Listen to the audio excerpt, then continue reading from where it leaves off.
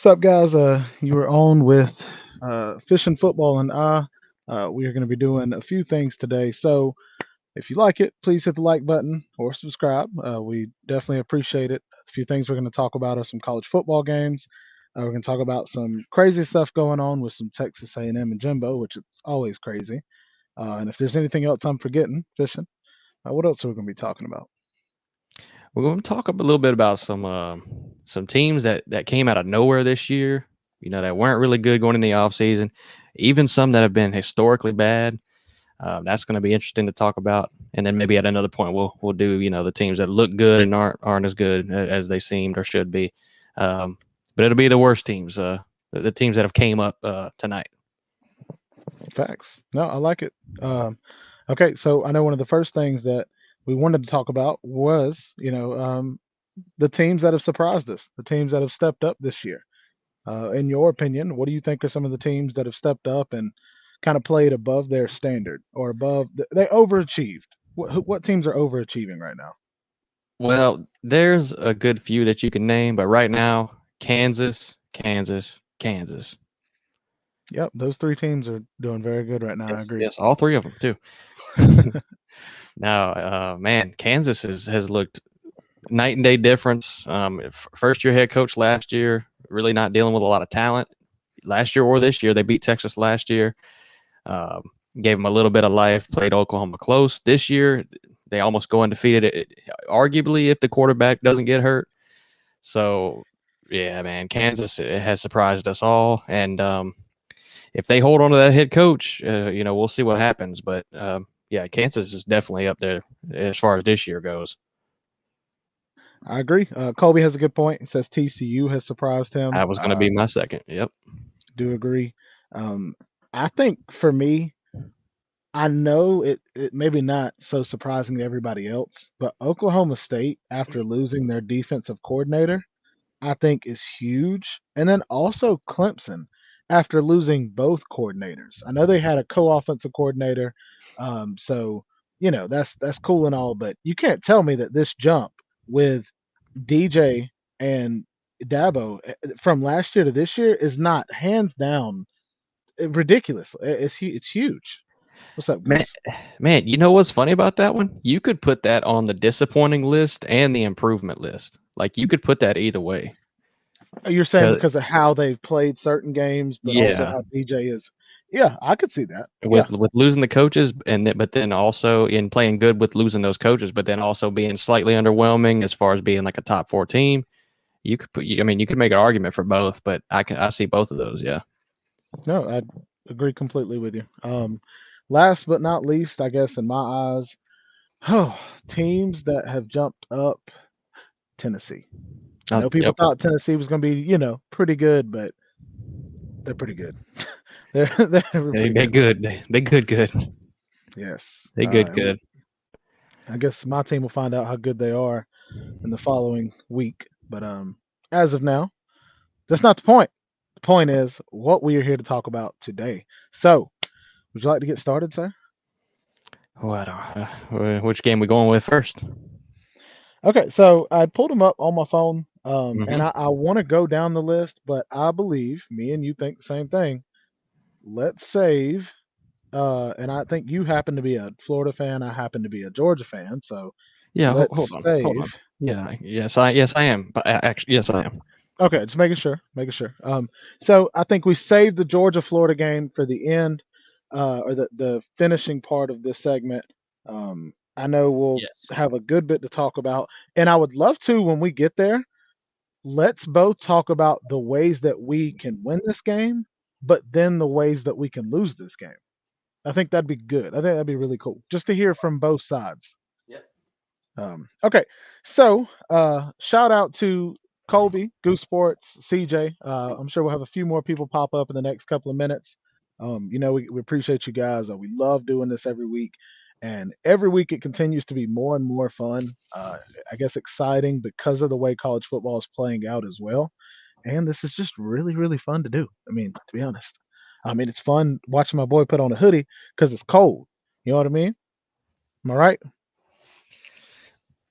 Yes. There you go. Okay, thank you. It got cold real quick. There you go. Well, as soon as I brought up the Georgia-Florida game, my boy started shivering, and I was like, "Look, you do what you got to do." You know what I'm saying? I just had to grab something that was close to me here. That's all. What's up, Nature Boy? What's up, K-Dog? All right, we'll start off with some college football games. If you guys have some exciting ones that you can think of, I'm just going off the top games of the week. So please, just let me know. First one on the list. We'll be quick with this one. Virginia Tech versus North Carolina State. Ooh. Yeah. Devin Leary's still out too, I think. Yeah, true, but Inner Sandman ain't gonna. I don't know how much that's gonna do. And never mind, it's at North Carolina State. I don't either, man. I know. But we talked about this too. North Carolina State is on a wide receiver for a quarterback, and I think a walk-on. I mean, they're down to the bottom of the barrel. But I can't pick Virginia Tech. Agreed. Now, if it was Miami, that's a different story. I could pick them, but not NC State. You pick okay, all right. No, I didn't last week. Actually, I didn't. Okay. Or the week before, yeah. So, all right, that game off the board. We're picking NC State. That's easy. Number 14, Utah versus Washington State. I'd like you to pull up the spread on this because I got it right here. We're both picking Utah on this, but Washington State has not played terrible. They've not played terrible at all. The spread is 8 points. Utah's favored. I wouldn't be surprised if Utah's on upset alert. Yeah. It's at Washington State. That's a tough one, man. I'm not gonna lie. No, I agree completely. Okay. All right. So for me, I'm going to go Utah on this, but I'm not going to take the spread. I think I'm going to say that it ends up being a closer game than 8 points. Okay. That's crazy. Yeah, I know. That's not that's not a bad pick. All right. That's quick. Yeah, he's not all season. Okay. I got you, CJ. We'll move on. All right. What do you think about Notre Dame versus Syracuse? Man, Notre Dame has been, and you know what? They'll be the team on the other list that we do for underachieving teams. But Notre Dame, they've started to get a little bit better and put some things together, but they're still just such a bad, inconsistent team. Syracuse coming off a heartbreaking loss. That might affect how this game is played. I think Notre Dame is favored. Let me find this. No, okay. So Syracuse is favored by 3. Got you. I'd have to pick Syracuse just because Syracuse has opened my eyes this past week. I knew Syracuse was good, but I thought they were kind of a pretender until they played Clemson like that. So I'm gonna take Syracuse in this game. Schrader, pretty good quarterback, has looked good for the most part all year. Killed Clemson with his legs, absolutely killed him. And like I've said multiple times, the running back Sean Tucker is a monster. So yeah, I just like Syracuse in general, and the defense is pretty decent as well. So I wanted to speak on Sean Tucker. Have you seen the deal where he tweets after every game? Yeah, it's hilarious. I love it. Yeah, I love it. Guys, if you don't know, the running back for Syracuse will tweet how he felt about his play, about his game. So he'll say that he was pleased with his game or that he was not impressed with his game. And at first I was like, oh, okay, well, that's kind of cool. I thought it was funny. And the more I see it, it's definitely a way for him to keep himself in check. It's like he's, what do you call it? Not being. He just keeps himself accountable. Accountable. Yes. Yeah. I'll read you one. I'm not even going to read you one, but this is how they pretty much go. I am pleased with my performance against Clemson. I rushed for 138 yards and 2 touchdowns, and we lost, 35-31. Blah blah blah.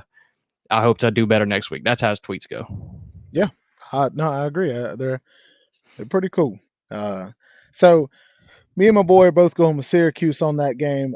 Guys, a lot of these games, they're pretty one-sided, but we're kind of getting into the thick right here. And what I mean thick, I mean like thicker than a bowl of oatmeal. Bro, How about you ready? like 2 C's thick or thick with a Q? Ooh. This one a Q. Okay. Ohio State, number 2 in the nation, at Penn State, number 13 in the nation, and one of the best college football atmospheres ever. Yes. Uh, Yes.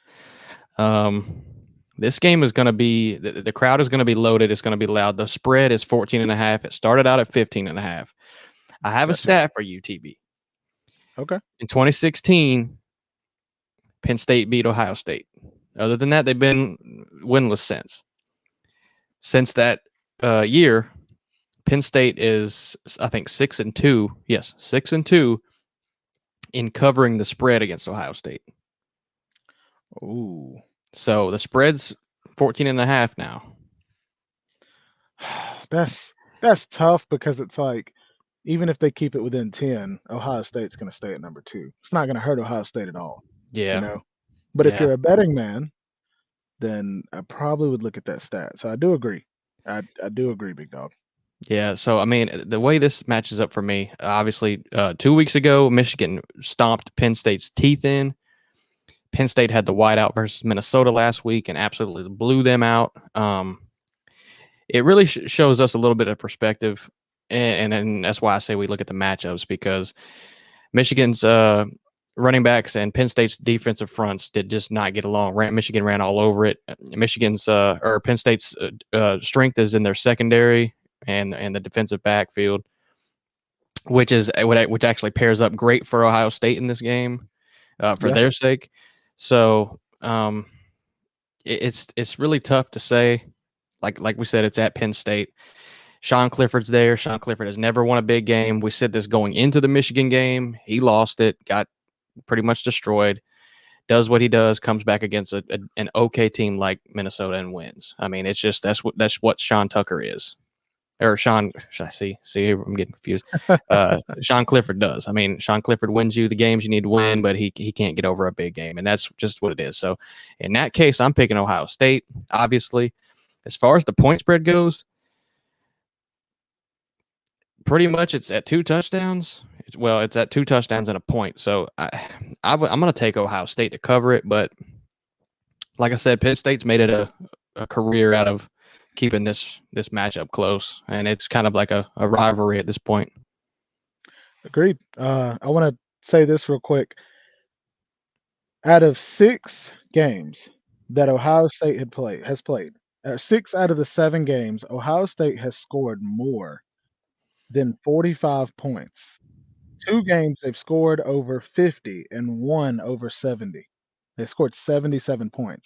Now, the first 3 games of the season, Notre Dame, terrible. Mhm. Arkansas State, terrible. Toledo, terrible. Oh, keep going. Wisconsin, terrible. Terrible. Rutgers, terrible. Michigan State, Terrible. exactly. Then they played Iowa, who is not terrible. They booty. So they're not good at all Yes. either. Yes. Now Ohio State will play the best team they've played all year. Will they be comfortable with how they have been playing? And you're going to an away atmosphere. I think it's going to be a good game. I think it could be too. Now, when you look at how Iowa's defense played against Ohio State, I mean, they're pretty stout up front, and they've got 1 or 2 pretty decent corners. And if anybody that watched the Ohio State and Iowa game, Iowa had Ohio State kind of shut down the first half. I mean, not shut down, but as far as how their offense is and how they score, they kind of held them back a little bit. Obviously, they made changes schematically and ended up scoring on them, and it looked like a big win in the end. But the first half, I mean, Iowa was really putting it on them. And like I was saying about Penn State, their rush defense isn't the greatest. They're very similar to Iowa is really what I mean. I mean, they have Joey Porter, the corner for Penn State. He's really, really good. Anyway, it's a good matchup for Penn State and not a good one for Ohio State. Just Ohio State just has so much talent. Agreed. And obviously the benefit of the quarterback. It's just so hard to pick against them in this one. And I also have to remind everybody, Iowa has the best quarterback in the nation. Literally, the very first play, he threw a touchdown. I mean, well, no, he didn't throw a touchdown. It was almost a touchdown. You said Iowa. Yes. Iowa. Spencer Petras, I think that's Peaches. Yeah. yeah, Petri dish literally rolled Yeah. out and threw it directly to an Ohio State cornerback. I mean, just threw it to him. Like it was like, dude, here you go. He And has from his completion percentage is very, very good to the opposing defense. yeah, yeah, Really exactly. good.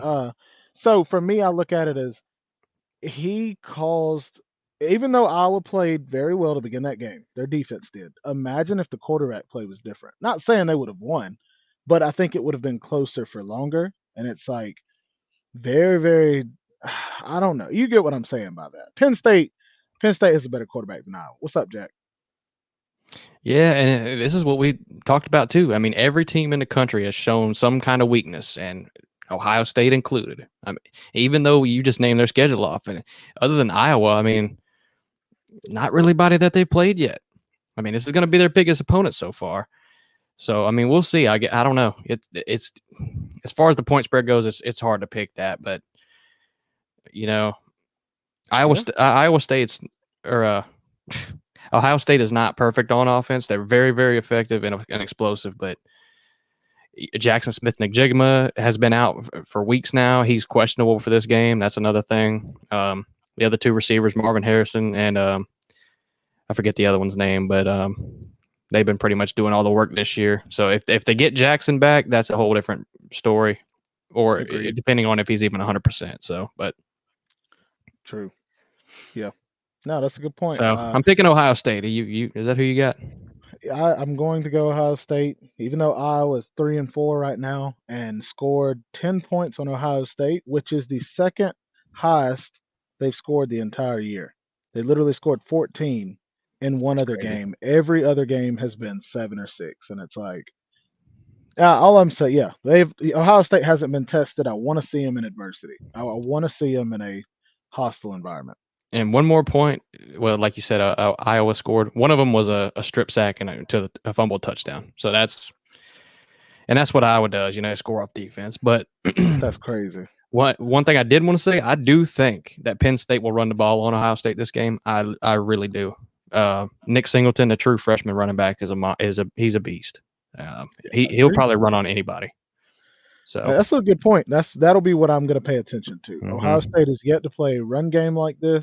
Also, yet to play a full football team, a complete football team. So Ohio State, and Ohio State is looking at it this way. This is our chance to prove to the world we are the best team in the nation. And when Michigan blows them out like that, if Ohio State comes out and struggles, they're going to feel some type of way. I mean, they feel like they got to do the same thing Michigan did. So that's why there's a little bit more oomph to this for Ohio State too. To me, they got to be thinking about that. I agree. It has to be. You've said all year long, well, we're the best team in the nation. We're the best. Like now, you have to go out and prove it. So it's like, well, put your money where your mouth is. Facts. All right, so we're both picking Ohio State on that one. Going into TCU versus West Virginia. Not as great of a game as the Ohio State game, but you got JT Daniels Christ, who will be playing against TCU, who is undefeated. Do I think West Virginia will win? No, but do I think JT Daniels is going to be one of the better prospects in this year's draft as a quarterback? Yes. I'm curious to see how JT Daniels does. And it's at West Virginia, so Gold and Blue Dude will be in the crowd. Will he really? Or are you just messing around? Oh, I don't. His spirit will be there. I don't know, something. But ever since they fired Neil Brown, West Virginia's looked up and down. They're lost. They don't know what they are. And poor JT Daniels sitting there pretty much with no O-line, no receivers, and no head coach after transferring. I mean, it's pretty sad. Like you said about the draft status, I do think he is highly, highly underrated. I mean, he's just been lost and forgotten as far as how this year goes in quarterbacks, just because there's so many and because of the team he's on and the situation he's in. And, I mean, he can make plays, obviously, but the team around him is just not good at all. TCU, on the other hand, Max Duggan is a Heisman sleeper. He's playing best at quarterback in the country, top 10 as far as it goes for me. So TCU has been getting down like 20 points in the first half and having to come back. and that's not good for them. They can't keep doing that and keep winning games. But overall, TCU is just way better. And as far as talent goes, they probably have about the same amount of talent, if not West Virginia more. And so that just shows you really what TCU is doing in the Big 12 right now. Undefeated. They're the only undefeated team in the Big 12. They beat both Kansas and TCU back to back. Agreed. And I'm bringing this up about West Virginia's schedule. Or Oklahoma State, I'm sorry. I want to bring this up about Oklahoma or West Virginia's schedule. One thing that I've been impressed with going in this later stretch, you beat Baylor 43-40. Baylor's not last year's Baylor, but they have a very good roster. They do. You are not as talented as them as far as your full roster. You still were able to pull out the win. Texas Tech destroyed you 48-10. Texas Tech also beat Texas. Texas has unlimited amount of more talent than West Virginia. So it's like I give it to West Virginia for having fight, but that's the part that has to change. And we've heard West Virginia fans say this for a while. That's the difference.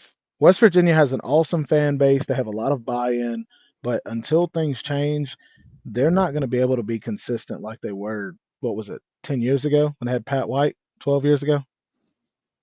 I think so. Mm-hmm. Maybe a little longer, but that's the only difference. But I really do love the fan base. I love the buy-in from those guys.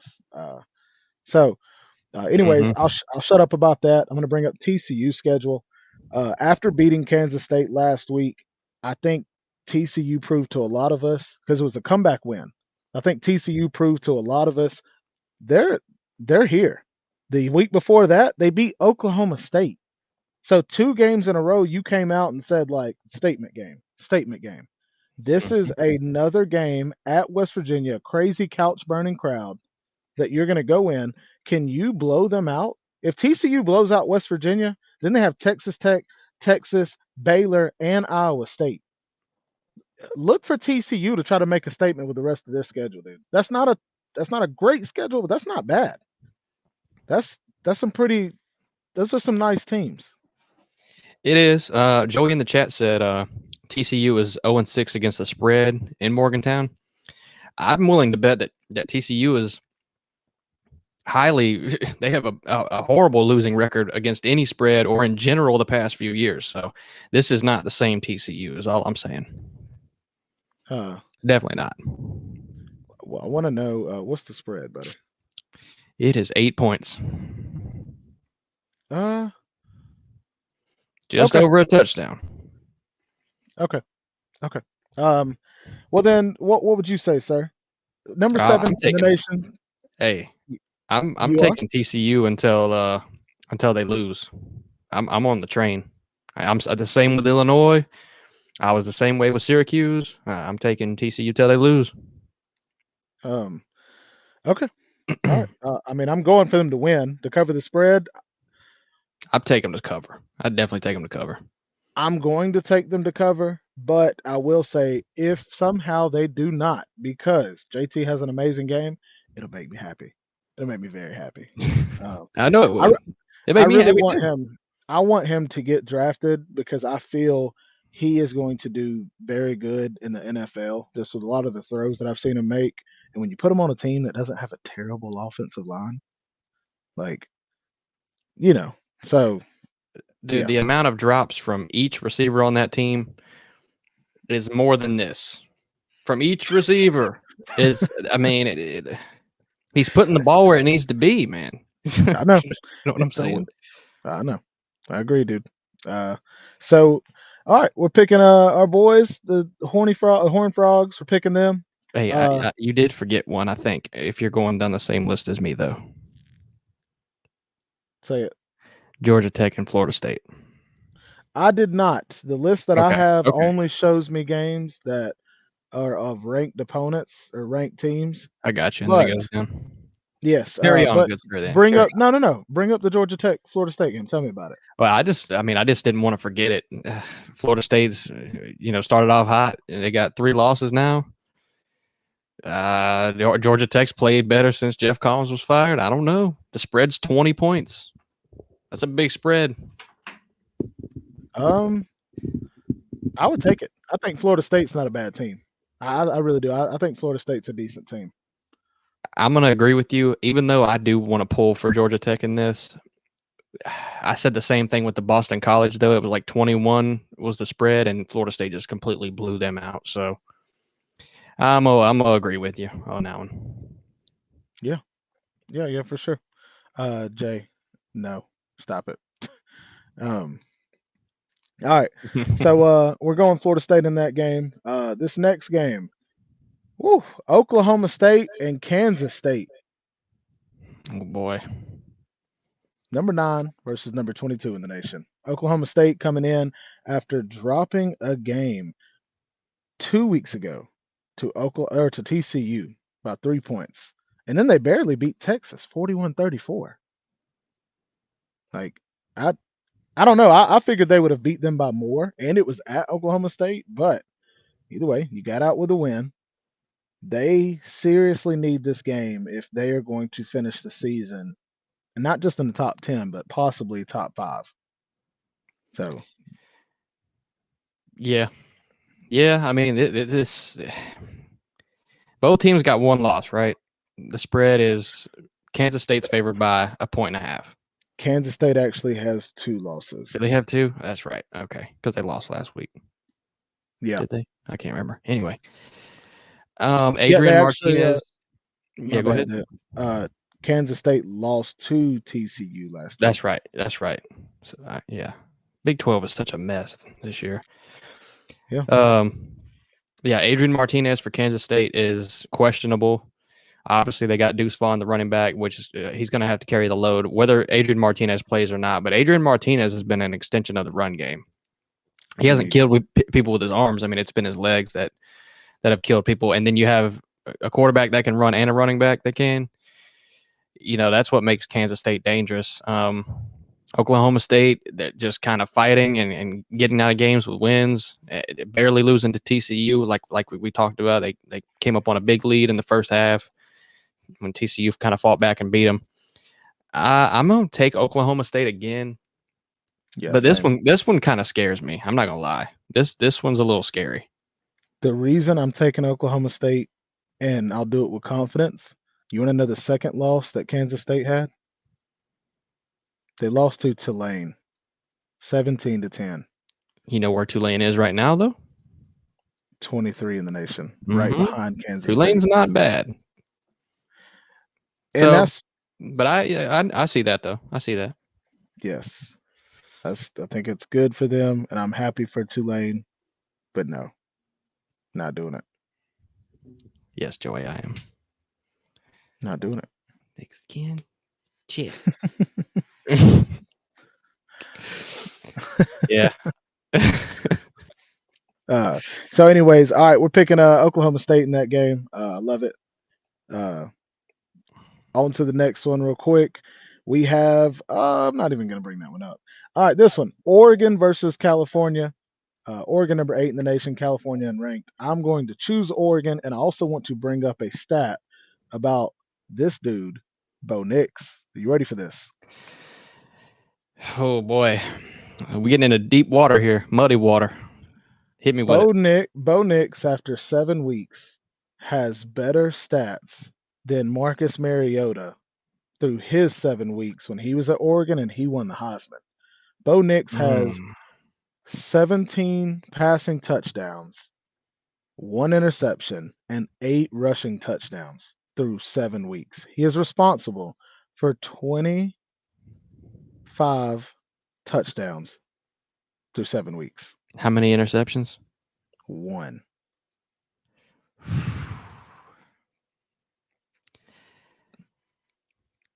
Let's all gather around here. You, me, this comment section. And first off, we got to go ahead and give this man his praise because he's playing lights out. He's playing amazing. Whether you want to admit it, I want to admit it because I don't want to admit it. I've never liked Bo Nix. Ever since that game where he played against Oregon and beat them with that terrible throw, if anybody remembers that game in the final seconds of it. Terrible throw, wide receiver comes up with it, they win. Ever since that moment and his first year, I've not been a fan. Yeah. So Bo Nix has been playing really, really good, honestly, and killing people with his legs, like he kind of did in the SEC. And then this is where my argument comes in. Not really even an argument, just a point. He is playing in the Pac-12. And we saw what happened when he played Georgia. That is my only argument against what Bo Nix is doing. Other than that, I'm pleased. It looks great to me. But it's the conference thing that makes me a little bit wary still to give him that much credit as like a top 5 quarterback, because I think he's in the Heisman talk right now after He last is. game. He So is. yeah, I'll add the only interception that he threw was to a team by the name of the Georgia Bulldogs. So Mhm. that was pretty nice. The part to me on the conference, I agree, but I also have to add the only thing I have ever hated about Auburn. Well, two things. One, I hate it. I hate them because it's Auburn. Mhm. Then two, the offense that they run at Auburn is the worst schemed offense I have ever seen on any team in my life. And when I made that decision, and when I came to that decision, I saw Auburn run a play, a set, a package against Georgia. A quarterback, a halfback, and another halfback beside him. There were four people in the backfield side by side, and they literally ran an option to one quarterback, an option to the second quarterback, an option to the third, and then the quarterback pulled it and ran and got tackled for a negative 2 yards. And I'm like, who on earth thought that would be a good idea? Like, but that's my point is it's hard to be Gus. a good quarterback at Auburn. It's hard. Yeah. They Yeah. run too many option random, E equals MC square playbook, and it's like, just put him in an offense where he has to make throws. Let him scramble when he needs to scramble. Don't force it. And it's like seeing him at Oregon when they're just making things simple. Bo has definitely impressed me. But to your point, we will see after the season. And this man, see you, buddy. See you, Jack. And this man goes to the NFL, the LFN. So Yeah. And this is what we talked about preseason too. I mean, I don't know if it was me and you, but I heard this. But maybe he needed a new change of scenery and a new conference, a new team, and all that. And it's proven true. He just did. I mean, he's a talented quarterback. I mean, he is. oh yeah. Who won the trade? Auburn or Oregon? You know what I mean? And Yeah, it's still Auburn ain't won nothing all year. So exactly. Yeah, I agree. Like literally, the box of Cracker Jacks that Auburn has does not have a prize. yeah, there's there's no Easily. prize. No, There's there's no not even Happy any Meal here, bro. popcorn, bro. There's no There's Happy not Meal even- with your meal. okay. So shout out to Oregon. We got you winning that game. Next we have we got a good game coming up, but next we have Wake Forest versus Louisville. Wake Forest number 10 in the nation. I guess we can make that one quick. I'm gonna go Wake Forest. I'm gonna go Wake too. The spread's 5. What? The spread's 5. Yeah. What's the over under for points? Are they saying it's going to be a shootout? There's no wonder. Oh, here it is. That's What the hell wild. is it? It's not It may not. showing. I was about to say it may not show yet, but Well, I'm on a I'm different thinking. site and it's like more direct, but there's no over under. What site you on? Oh, it's spread, whatever. Anyway, Oh, it's probably around like 65 or something. got you. Thought you was on that sidey site. Nah, no. Oh, you was talking about spread, and I was like, It's I got free. Yeah. you. Okay. But yeah, I like it. Yeah, I like I'm taking Wake too. This spread should be 14. it. It just Agreed. should. Yes. Agreed. All right, so that's a quick pick. Next will be a quick one as well. The Fighting Illini. 64. Oh, it is? Okay. What's 64. up, J-Dub? Damn, I was about right. Shit. So the next one, the Fighting Illini versus Nebraska. Quick pick, going the Illinois. Going Illinois. I'm going to tell you, like I told you, I'm riding with them until they lose. And You did say ain't that. no way I'm picking Nebraska in anything right now. Nothing. Nice. I do want to say this because Joey just brought it up. Marshawn Lloyd for South Carolina has signed an NIL deal with Clean Energy, an organic plant-based smoothie brand. All right, shout out Marshawn Lloyd. I don't know you, sir, but Go get the Okay. bag, bro. Don't sound like there's any pun to that. Maybe he just got an NIL deal. Yeah, facts. No, agreed. When you beat A&M, you get deals like that, you know? Facts. Thank you. I was thinking he's probably gonna get an oil deal Yeah. real quick. But Oh, this hey, next one. no, that's a good point. What is it? Clean What? energy. That's like anti-oil right there. That's hilarious, actually. That's actually Okay. fucking hilarious. All right, so shout out to this next game. This is probably gonna be one that I'm really gonna pay attention to. Number 19, Kentucky plays number 3, Tennessee. Tennessee, after just beating Alabama last week, they're in my eyes, they are trying to prove that they're better than what people are trying to make them out to be.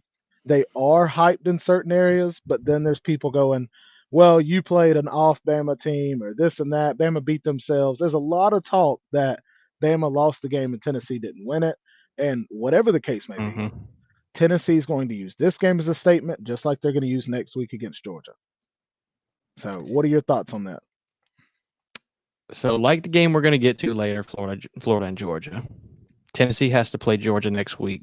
So does, likewise for Georgia. I don't know why this spread is 13. It seems like it should be a little higher. I don't know if there's something that we don't know. The only thing I could maybe think is maybe they're looking ahead to Georgia, and Kentucky's been underwhelming. I think Will Levis is back for this game, so I don't know. I mean, it seems like it's smoke and mirrors to me. I'm going to take Tennessee to cover the 13. Okay. I think the offense is just too good. I think they could just close their eyes and throw 40-pound bombs. I mean, it seems that way. It really does. It does. I guess my reasoning why I believe the spread is what it is.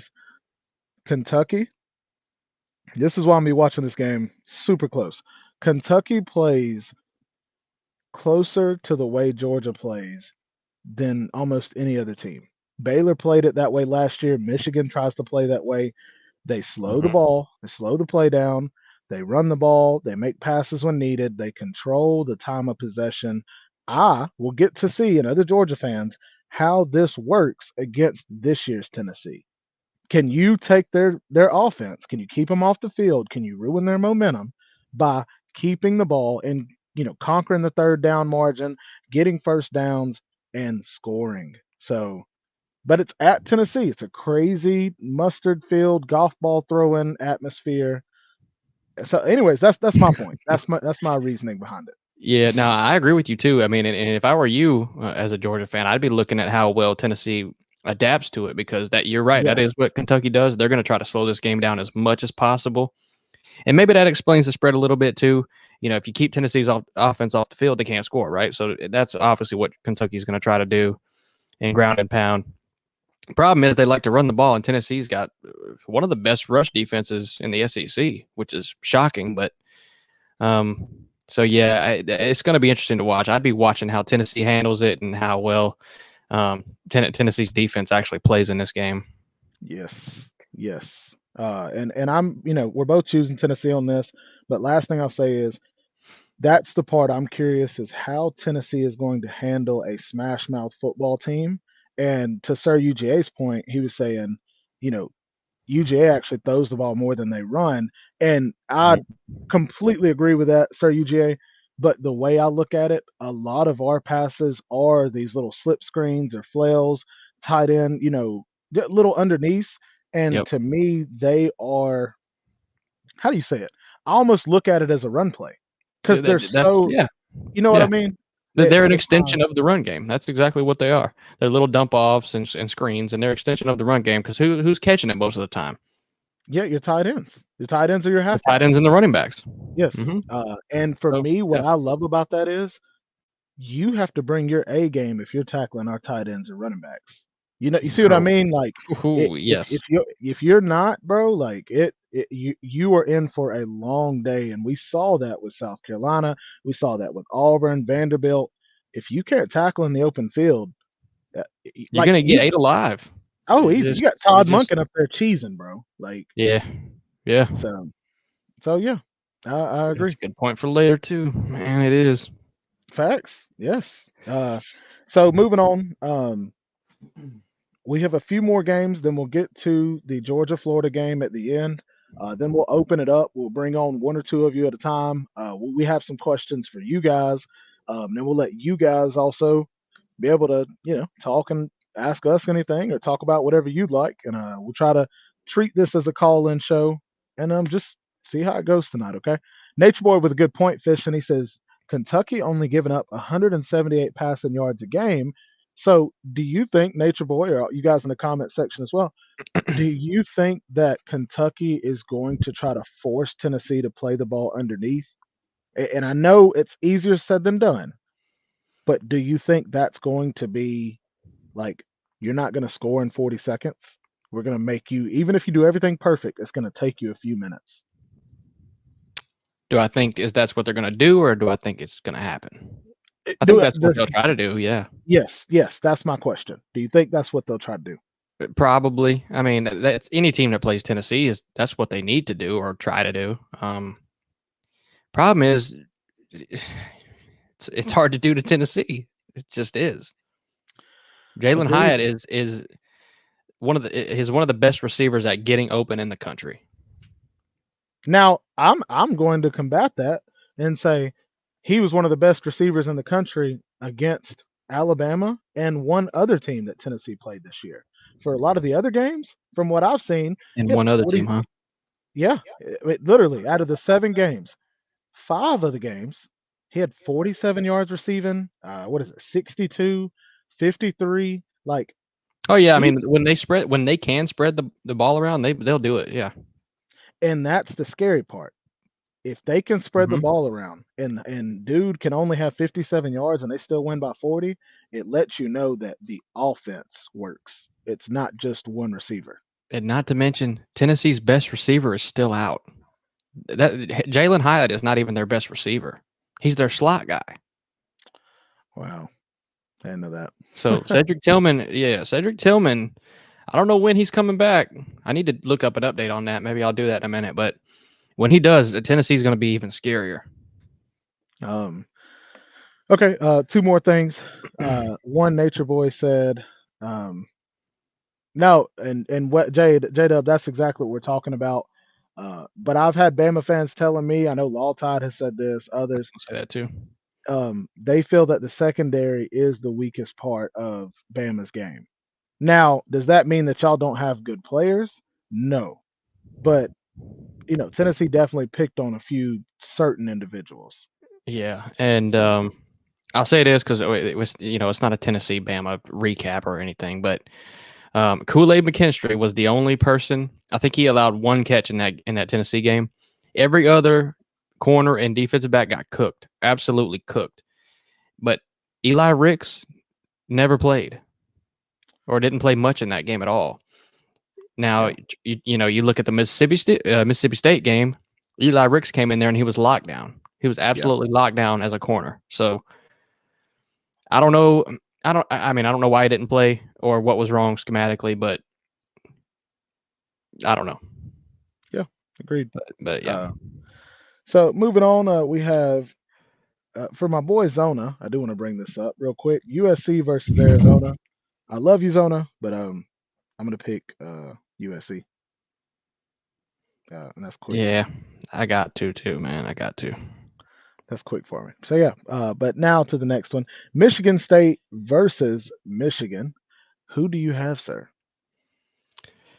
Well, no surprise, I'm going Michigan. Obviously, Blake Corum is an absolute monster. I've said this many times, and it's still the truth. Michigan State has the worst secondary in the Big Ten. It's not even close. Michigan's going to run all over them, and if they want to, they'll pass on them too.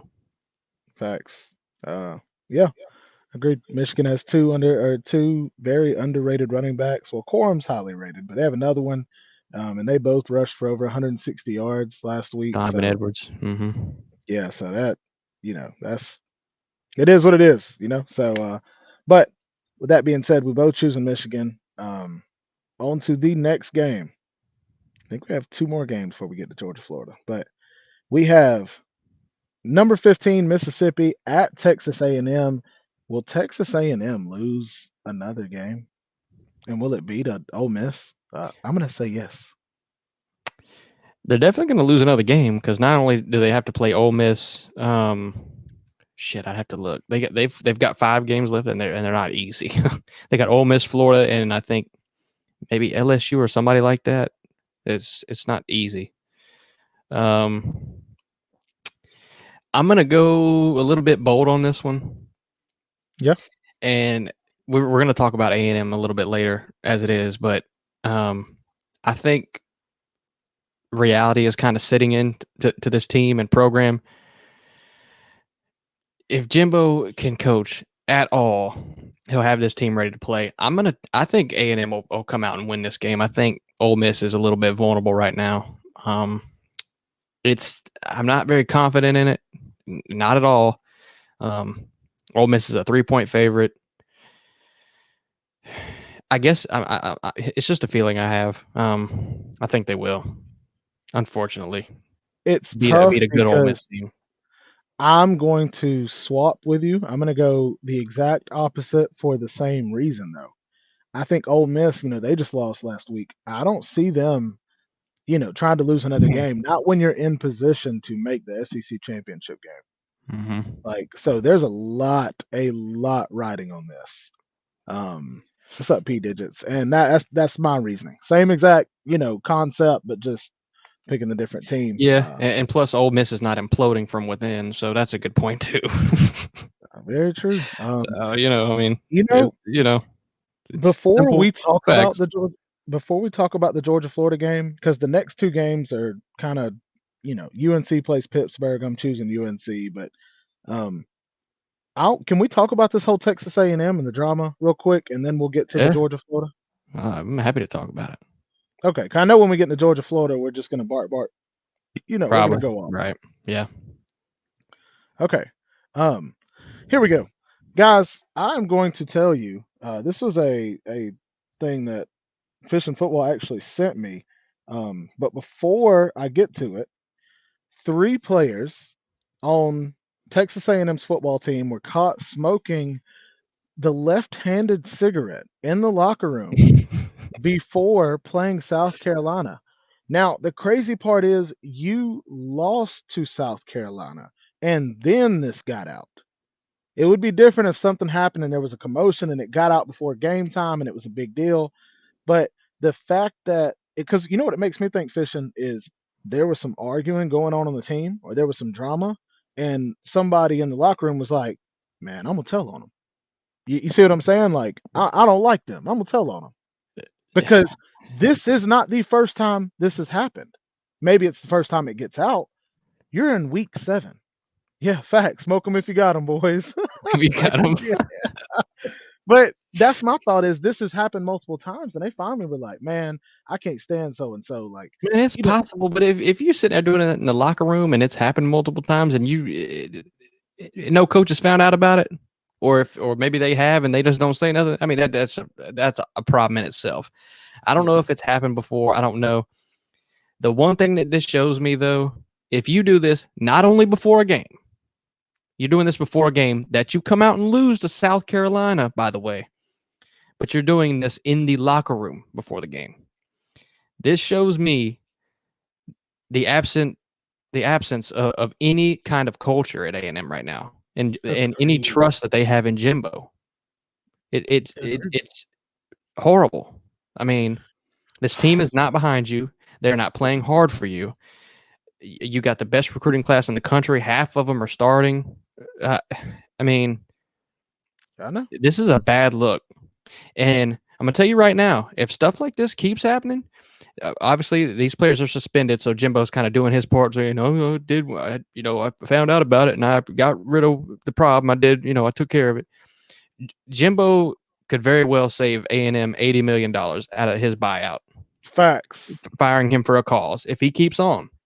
Facts. And A&M will, as soon as they get enough opportunity, boom, he's gone. I mean, they save that much money and they can go pay somebody else. I'll say to real quick to go over them And it smoking in could the be locker Urban room. Meyer or somebody like that. I mean, it's Uh, that they're gonna have money if they save that 80 million. Agreed. I think that um, Joey, that's actually hilarious.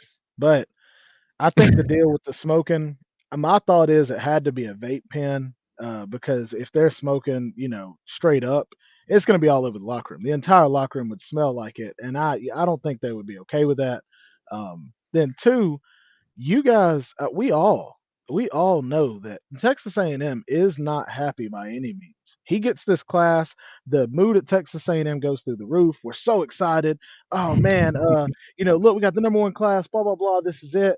And then you go into not only losing multiple games, but then the drama starts to happen. The culture is on a downhill slope, and it's been on one, but now Mm-hmm. it's going even faster. And it's like you were already questioning Jimbo, and now this gets out about the players smoking. And let's go over this that you sent me. Y'all, listen to this. All right. After reports of two 5 stars smoking weed in the locker room, along with another 4 star, former 5 star defensive lineman has been suspended. Former 5 star running back has reportedly quit the team. Former 5 star defensive back is told he is not welcome back. Former 5 star defensive lineman is very unhappy and is waiting to see how the season ends before entering the transfer portal. He is unhappy in part because he was denied a red shirt by Texas A&M. And what did we talk about? You get all of those people in, they're all super young. Some of these players want to be redshirted. That way they can get ready to play. And you chose to Mm-hmm. play him 6 snaps a game and ruin his red shirt. I'd be pissed off too. Bro, and this is the other thing, and this is like a testament to this whole NIL thing. Obviously, we know Texas A&M had the best recruiting class in the country. Some of these players want to come in right away, or if they're good enough to start, A&M doesn't want to redshirt them or whatever the case may be. But these players have gotten paid; they're entitled, and there's got to be other teams in the country that are looking at this situation and going, I don't want no part of that. Or the players that enter the portal off this team are going to be like, I don't know if I want a part of that. I mean, this is like kind of a lesson as far as it's the first one in the NIL era that I'm seeing really. And not only that, TB, I told you earlier, this was I think a month or two ago, but some one of the players was going like 90 down a tunnel, speed limit 45 with music blaring, girl in the back seat or passenger seat, whatever, and no care in the world, and posting it on Oh social yeah. media. I mean, these players don't have any buy-in or there's no culture at this program right now. Yeah. There's just not Yeah. any, and And it's Jimbo Fisher. I mean, it just is. do you Well, think? who can you blame? Really? I mean, that's the only person you can blame. Oh yeah, I mean you blame coaches when the team loses. I mean Yeah. you blame coaches for when the culture goes away. I mean, but I'll say this. I'll say this part. The deal with him being at Florida State and all that happening.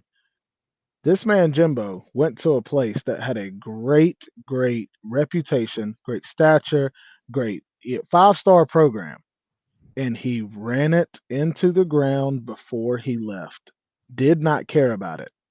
So he took a team that already had 5 star program.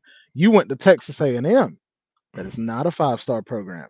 Does not have the culture that Florida State had. So what you're seeing is Jimbo Fisher is terrible at creating culture, and he's also terrible at sustaining it. Well, isn't it kind of Urban Meyer esque? No, that's The that's way my he point. leaves, I mean, Exactly. it's just not a good thing. Now, you know how I told you about that show Last Chance U that you never watched, right? Yes. I think this show started right after Jimbo left, like a few years after. I can't. Well, actually, it was during his departure. There were so many 5-star FSU quarterbacks that went JUCO. I So know. many, I know. and it was because they were doing dumb shit when they got to Florida State or before or whatever the case may be. And that just kind of shows you. Look at these kids now. What if these kids mess up even worse and do have to whatever? You know what I'm trying to say, but it's just not looking good, dude. And I know. I know Jimbo Fisher. I've ragged on him about his offensive play calling and scheming and all that for the past weeks now, but as good as a coach he is, that you and me know he is, I wouldn't take him around my program for nobody, for nothing. I mean, I just don't want him. I wouldn't want him around Florida. Look, I agree, dude. I agree completely. And that's the part to me where you put good things out in the world, good things will come back to you. You put bad stuff out in the world, it comes right back to you. That's the way that life works. That's the way life goes. And we are seeing firsthand where Jimbo felt like he could escape all that happened at Florida State and reinvent himself, and it all caught up to him. That's what I'm seeing. Yeah. Well, and you tell me, do you think this was like an attempt to pass up Nick Saban, or like he saw an opportunity? Because he goes to A&M, same division and everything, right? He gets this amazing recruiting class in, and maybe, I mean, do you think that has anything to do with it? Alabama and Nick Saban or anything? I think he went to Texas A&M because he knew NIL was coming, and his thought was, all this at Florida State going on right now, it's downhill. Let me go there. And by the time NIL comes in, not only will I get paid, but there are so many things that I can do to recruit better. Texas is a huge state, one of the best in the nation for college football recruiting. Like, man, it'll all be in my lap. But in the meantime, like, which it was. Yes, it was. And you're screwing yourself because you're not creating a culture.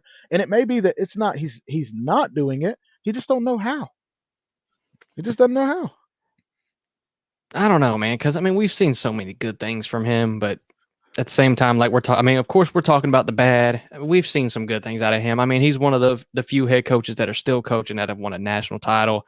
There's these things that you look at in the past. He's developed amazing offenses and stuff. It's just, obviously we're focusing on the bad, but just because it's what's in front of us, but it doesn't look good to me. And so, like I said, they keep messing around. They're going to save $80 million and have a even better coach over there. So, you know what I mean? Somebody in the comment section said they could have who was it? Who was the coach? He said they could have paid Sumlin less money to lose 4 games a year. Yeah. Well, okay. And last point I just want to make. You look at other programs and their talent levels, like Alabama. They're every year, every other year, they're in the playoffs or they're winning the SEC. Blah blah blah. I mean, hell, you could even look at Florida in some years. I mean, with the talent that they have, and they win more than 7-8 games. And you look at A&M with his talent and what he's doing, and it's just it's pathetically underwhelming, really, to be honest. It's just not good. I apologize, guys. I'm going to shut up about the Jimbo talk. But Fishin, will you please tell us real quick while I go get my charger? Tell us what you got going on next week and the exciting things that you're about to be putting together. That's a secret, bro. That's a secret. Oh, okay. Well, then, in that case, but go get your charger. Yeah, I need you to talk. Go for it. Go. All right. Let's see.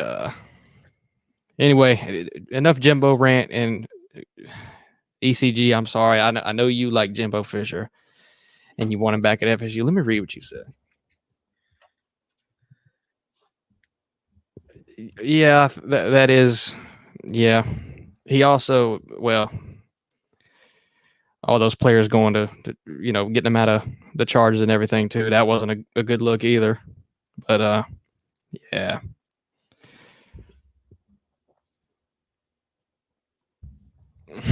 Colby.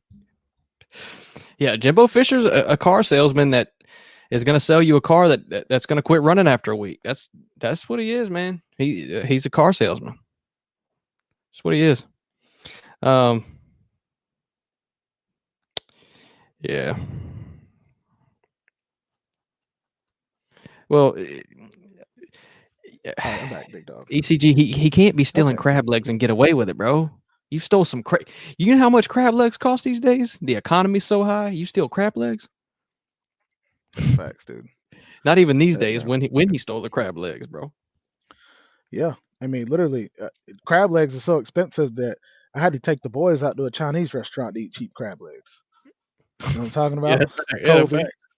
Fish and Colby. Yeah. All right. So, guys, the highlight of the night, and once we get done with this, like I said, we're going to bring on one or two of you at a time for like a call-in show. We'll have questions for you. You can come on and talk about what you want. But the highlight of the night for us, the Georgia-Florida game. Georgia-Florida game, Florida-Georgia game, whatever you want to call it, has been one of the best rivalries in all of college football. I saw a stat today that the record for most wins in a row from each team in this game is 7 from both teams. It is tied right now. No team has won more than 7 games in a row in the history that this game has been coming on. Now, will Georgia be able to break that record this year? No, because they lost in 2020 to Florida and an amazing Dan Mullen offense led by Kyle Trask and a freaking ridiculous receiver slash tight end named Kyle Pitts, who was dominated in the NFL his rookie year and now is playing. He's playing still. He's pretty good, but he plays for the Atlanta Falcons. He's underutilized, but yeah. Facts. Well, and I think a lot of it is too. They're trying to showcase Drake until they get. But away from that, it's a huge game. The point spread has risen over the last couple of days. Risen. Yeah, it had rose in 3 days. Literally 3 days later, it rose. You know what I'm saying? Yeah. Anyways, all right. But you tell me, sir. I'm gonna let you start. I want you to tell me what are the things in your mind that will help your team win this game. What would bring Florida a dub against Georgia? All right. Well, the first thing I'm going to start off with, and probably one of the most important things, is Georgia's their injury list. All right. Yeah. You got defensive tackle, Jalen Carter, best defensive tackle that Georgia has. Wide receiver, Adonai Mitchell, probably the best wide receiver y'all have, or the most productive, which he's been out for a little while. Smell Munden, linebacker, up and coming linebacker. Arian Smith, wide receiver, has been out. Kendall Milton, running back. Andrew Paul, running back. He looks like, what is he, a walk-on or something? Yeah. An offensive lineman, Drew Bobo, and safety Dan Jackson. Mm-hmm. Pretty much spread out, like not one position, but you got an offensive lineman out, you got Kendall Milton out, you got a defensive tackle out, your best one, a safety, blah blah blah, on and on. You got kind of pieces missing everywhere. That can be beneficial, especially to the fact that Florida's probably the healthiest that they've been all year. As far as like during season. Other than that, I mean, turnovers is going to be the biggest thing. If Anthony Richardson throws more than one interception in this game, I could even say one. But if he throws more than one, the game's a wrap. It's just, you're not going to pull it off. Florida needs things to happen. Miracles by the quarterback. Miracle runs, obviously, is because that's what he does. Georgia's had problems getting to the quarterback. Not getting to the quarterback, but sacking the quarterback. If you compare it to last year, I mean, they're not having a problem really, but all Anthony's going to do is roll out and either pick up yards or a linebacker might pick him up. But we'll see how that we'll see how that goes. Georgia's secondary is really, really good. I don't know how well he's going to be able to throw on them, but he's going to need to throw for 300 yards minimum in this game. I think having Jalen Carter out helps the run game tremendously for Florida. So we're going to have a balance of run and pass in this game. I mean, we're going to need to run for 150, throw for 300 to even have a chance, in my opinion. Now, on the defense, this comes in at a really good time for us just because of the way Georgia's kind of somewhat been struggling the past few weeks. Yeah. Especially with Stetson being able to throw it down the field. We have one of the worst rushing defenses in the country. It's not looking very good. Obviously, this game's the point spread, like you said, 22.5 is maybe even 23 now. It's going to be a tough game regardless of how we play and how you play, really. For us, it is. I mean, if we come out and play bad, you're just going to blow us out. But there's going to be certain things that need to happen. Special teams needs to play on point. No turnovers. That's always the biggest thing, right? But like I said, having a balanced offense and a functionable offense, and if the defense can take any step up at all, it would help a lot. Very unlikely, but it would help a lot. Agreed. And I mean, keep going. Anything you can think of, dude. Like, Trust me, I mean, I love it. I'll bounce off you, but I mean that's pretty much the gist of it. I'm going to post the link, guys. We're not going to take anybody until we get done talking about this topic, but you're welcome to like come in and be ready. That way we pull you on. Reminder, we'll ask you a few things. We'll kind of get your opinion on this weekend, but just putting that out there in case you want to come on early. Um, for me, what Georgia has to do to win, uh, Stetson's got to bring. I mean, I'm not gonna say he has to bring his A game, but he's got to bring it. He cannot start off slow. You cannot give Florida any kind of momentum because in this game, we both know the rankings don't matter. There have been plenty of times where the lower ranked team, the unranked team, has come in and upset the other one. It's just how it works. And it's like that's my thought is looking at the way Georgia has played over the last couple of weeks. You're right, we can't rely on just, playing it safe. Now, is Georgia that much better than Florida and they may be able to play it safe to beat them? Maybe. But I know we have Tennessee coming up. I don't see Georgia trying to go all out this game and win by 50 or put up. I see them just getting in and out with no injuries. Um, Defensively, we're going to get to see how good our secondary is because I think AR-15 is going to try to throw it downfield. He knows exactly what you just said. The coach knows you've got to throw it downfield on Georgia. You have to. That is our most Mhm. inexperienced part of our team, even though I feel it's the strongest part of our team. So, with that being said, Dan Jackson's out with injury, so now you're gonna have Dalen Everett, Julian Humphrey, Malachi Starks, a bunch of true freshmen step up for Georgia. But I love it. I love seeing the the question marks get answered. I know they'll get answered for sure next week, but I think that's it for me. I know we have injuries. I want to see if Jalen Carter plays any. We'll find out more, but we'll we'll see. After hearing that halftime speech that he let out last year of Kirby hyping up the Mhm. players, I'm wondering is it a he just hates Florida deal or did he hate Dan Mullen? And I think we're gonna find out this weekend, depending on the score. Is he gonna run it I up? think he hates Florida. Yeah, I think he really does, and that's something you get playing multiple years in in that division on that team. You learn what games are really important. Now, obviously, I think Billy Napier knows this game's important, but how much intensity is going to go into it? I mean, Billy Napier is really like, let's take the same approach against each team and try to come out with, that he's kind of that type. So I don't know how much intensity he's going to have going into this. Hopefully, it's a lot. Now, I'm not going to be a homer at all. I know most of the people in the chat. I know there's no Florida fans, and it's real Georgia centric. But I am going to tell you right now that Florida does have a chance in this game. They absolutely do.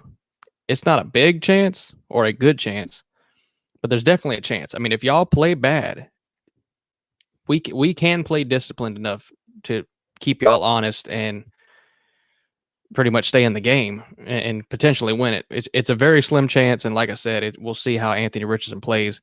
Your secondary, like you said, is inexperienced and everything, but our wide receivers, other than Ricky Pearsall, not the greatest. I mean, I think you have a leg up on on our wide receivers as far as your secondary goes.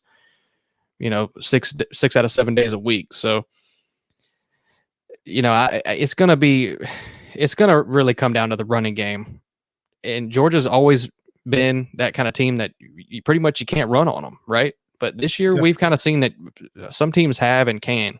So I don't think it'll be any different. I do think we'll run the ball on y'all decently. I mean, not nothing crazy, but like I said, we're going to need at least 150 rushing with the running backs and not AR. I mean, we're going to need at least like 150 if we can't throw it.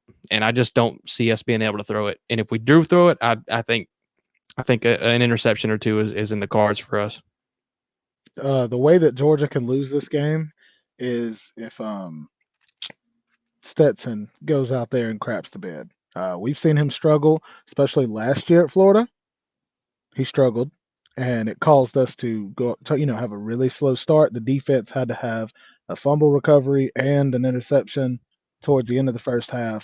So, yeah, my boy, that is That is, yeah, that's it. So anything else though that you want to say about that? We got J Dub and Joey Foster in the back right now. I'm going to bring them on at the same time whenever we get done, and we'll chill with them for a little bit, ask them some questions about Bama and West Virginia, and Mm-hmm. start kind of inviting people on. So anything else you want to say? I don't think so, man. As far as picks go, I know you see the shirt. I'm gonna take Florida and the +22 just because it's a big point spread. And word on the street is it's the biggest point spread of all time in this rivalry game. So It is. it only makes sense for me to take the 22. But what are your thoughts? Well, I was gonna wait to say that, guys. I'm making a video. I'm hoping it'll be the best video I've ever made. It's not gonna be Oh long, shit, my bad. but no, you're fine. But tomorrow, if you guys, when you watch it, please give me your feedback on it. I'm gonna try to post it tomorrow afternoon, but just let me know. Like I said, just let me know what you think. But yeah, I'm excited too, dude. And just really ready to get this game over with and get out of it with no injuries because I really want to be healthy or healthier for Tennessee. The Tennessee's a huge game for us as far as the question mark all Georgia fans have about Georgia. You know, yeah, they have us ranked number one, but a lot of that's strictly due to where we were ranked to begin the season. So Yeah. Last thing I'll say is going to my point earlier when I said that Florida really does have a chance in this game, and it's because of these reasons. Like I said, you're catching Georgia at a time where they're struggling offensively. You're catching Georgia with these injuries, and you're catching Georgia where they're really worried about Tennessee and not us. no, So I completely agree. that's really my main point there with as far as how this matchup might go. So Yeah, well, good deal. no bias here. You already know, but We'll bring on J Dub and J Foss, J JWJF. Foss. Yep. I'm hoping this is the real J Dub. I didn't ask him to put his mic on. Is that you? Yes, it is. Yes, Okay. sir. All right. So we got J Dub on. We have Joey Foster on. First thing I want to do is ask you guys questions and then let you take turns on answering them. Now, me and Fishing, I'm sure we agree with this. I'm sure Joey agrees with this. I feel Bama shot themselves in the foot and lost that game more than Tennessee won that game. Now, with your, I guess, opinion, where do you see Bama going from here?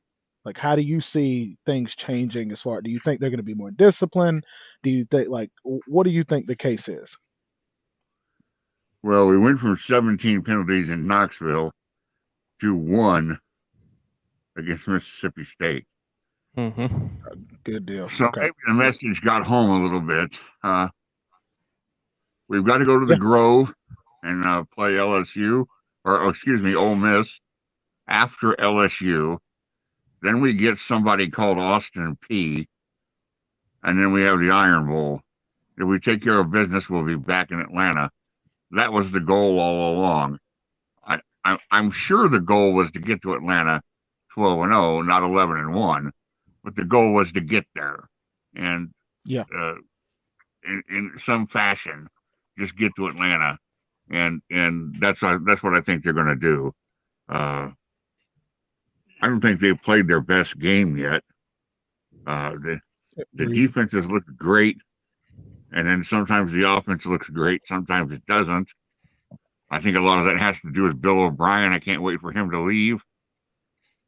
Agreed. But I don't think Bama's the lock, the playoff lock, the natty lock that some of the Bama people think they are. But they're also one of the 4 or 5 teams that, if it's going well for them, they're good enough to win it all. Yeah. No, I mean, I agree. I mean, well, you go ahead, Fishing. You go ahead. No, I agree. I mean, 150 yards and penalties against Tennessee really puts that game into perspective. I will say, though, the way that Josh Heupel schemed against Bama secondary and things like that, I mean, it was masterful. It was such a good damn job. I mean, it really was. Oh, absolutely. Yeah. Yeah. But like I said earlier, I mean, about not putting Eli Ricks in, I mean, don't you kind of, in my opinion, I'm thinking, don't you have to at least throw him in for a series or something? I mean, see if you can stop Jalen Hyatt. I don't know.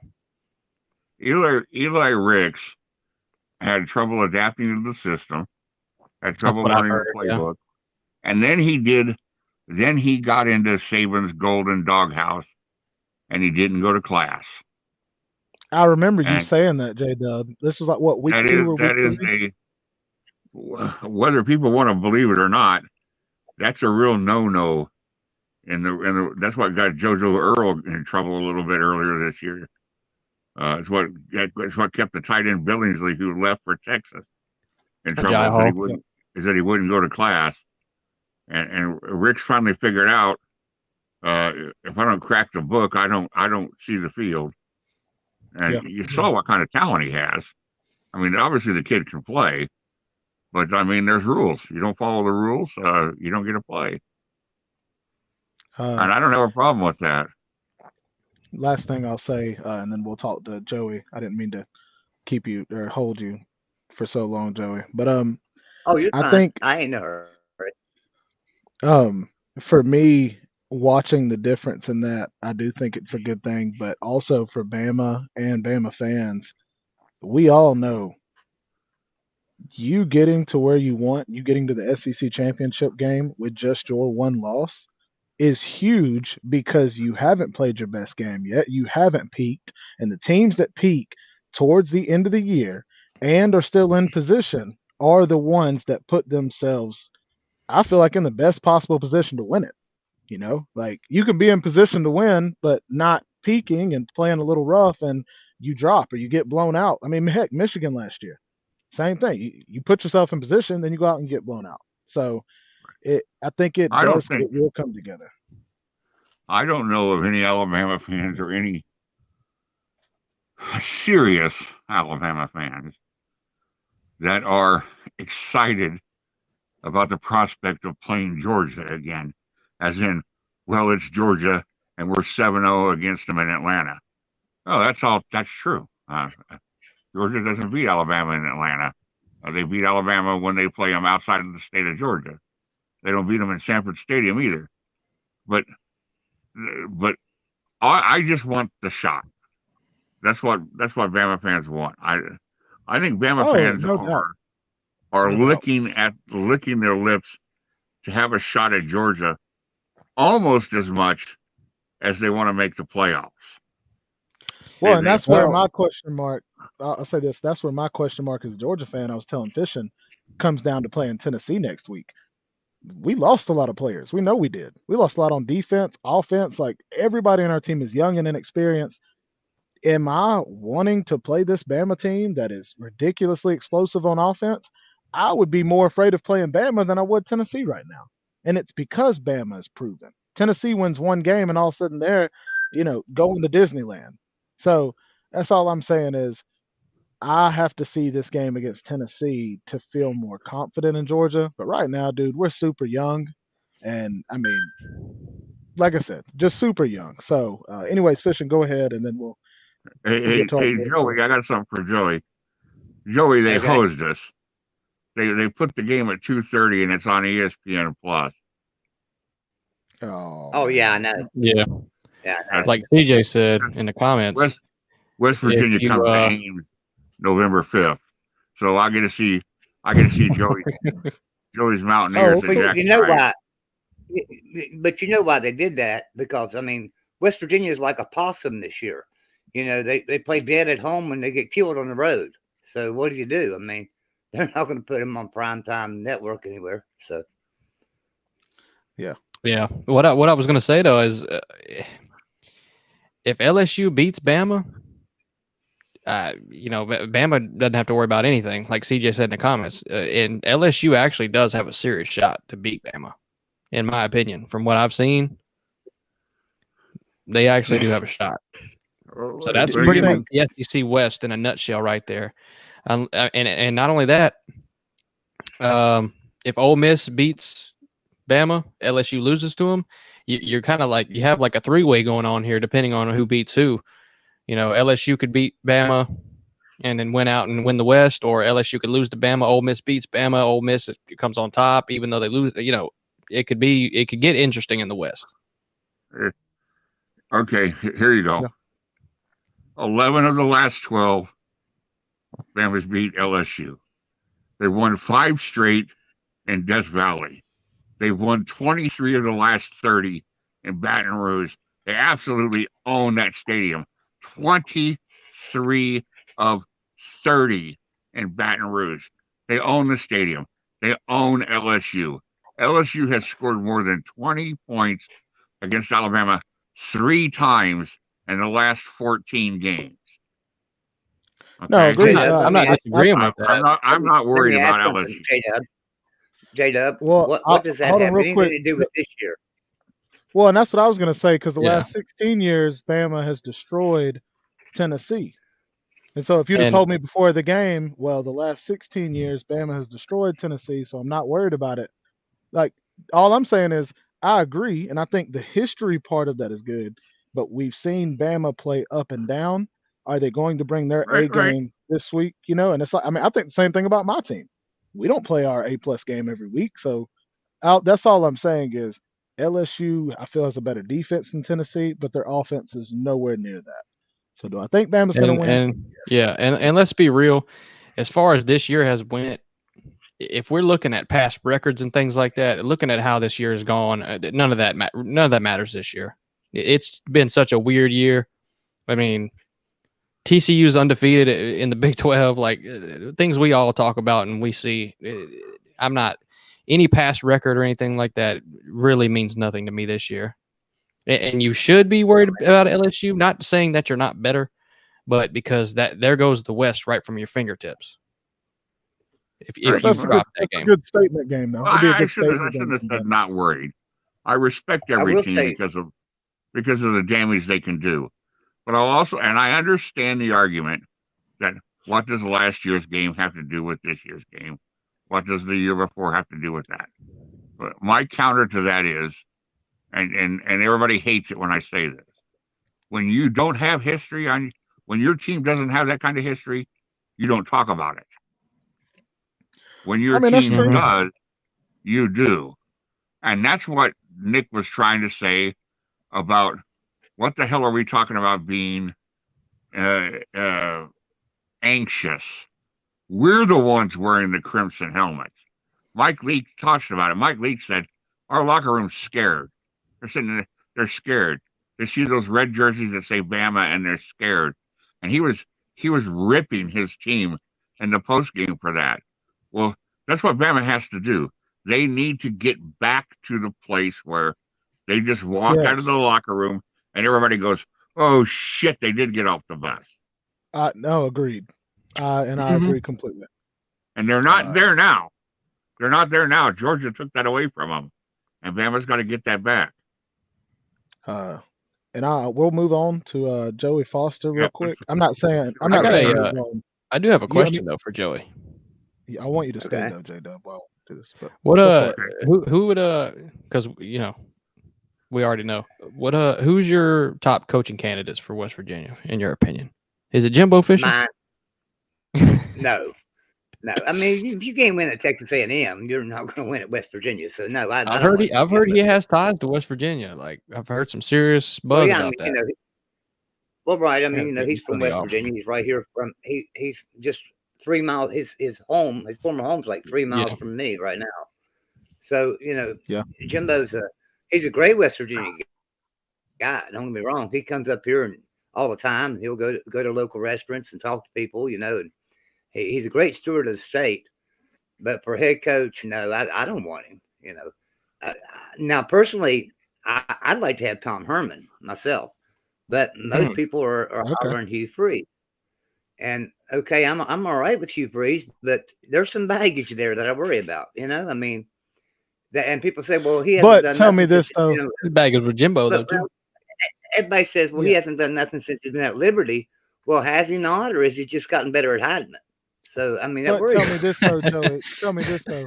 The things that he got in trouble for, the things that he got in trouble for in the past, are now legal. Well, Yeah, I mean, sure. But I'm just saying, if you're going to do something sketchy back then, what makes you think that you won't do something sketchy today? It's just And like the only reason is if somebody works for me, if they steal a penny from me, they'll steal $100 bill from me. It's the same no. thing, And look, you know. I agree. I guess what I'm saying is, it seems like the pressure got to Hugh where he's like, I can't do anything without good players. We've got to figure out a way to get good players. Let's figure out a way to pay them. Well, now that it's legal, he can have that same mindset. I can't do anything without good players. Let's find a way Oh, to pay them, damn. and you can pay them. I hate that, So, but that's kind of a good point. but I'm It just is a saying good point. it's legal. It's just legal now. It is a good Damn. point. But so what's to say though that he doesn't say, well, let me give him some out of my pocket too. Now that part I get where you're coming from. You see what I'm saying? But it is West Virginia, and if I'm you, I would take somebody like that who is a little more proven than Tom Herman, who I think his house is made out of like straw or something like that. Okay. Know. Well, Tom Herman did a pretty good job at Texas, a lot better than Sark's done. So that is true. All right, now how about Joey? How about step wisely on that one? I would step wisely on that one. But what, J-Dub? Joey? How about neighborhood prospects? I know they're comfortable where they're at, but could West Virginia pry the guy out of Coastal Carolina, pry the guy out of App State? Oh, well, yeah, I'm It's sure gonna, they could. man. I don't think they will, and here's why. You got to remember when we hired Neil Brown, he was the talk of the group of five then. Remember, I mean, everybody was on after Neil Brown at that time. Everybody that had a coaching hire was going to go after Neil Brown. So West Virginia went after him.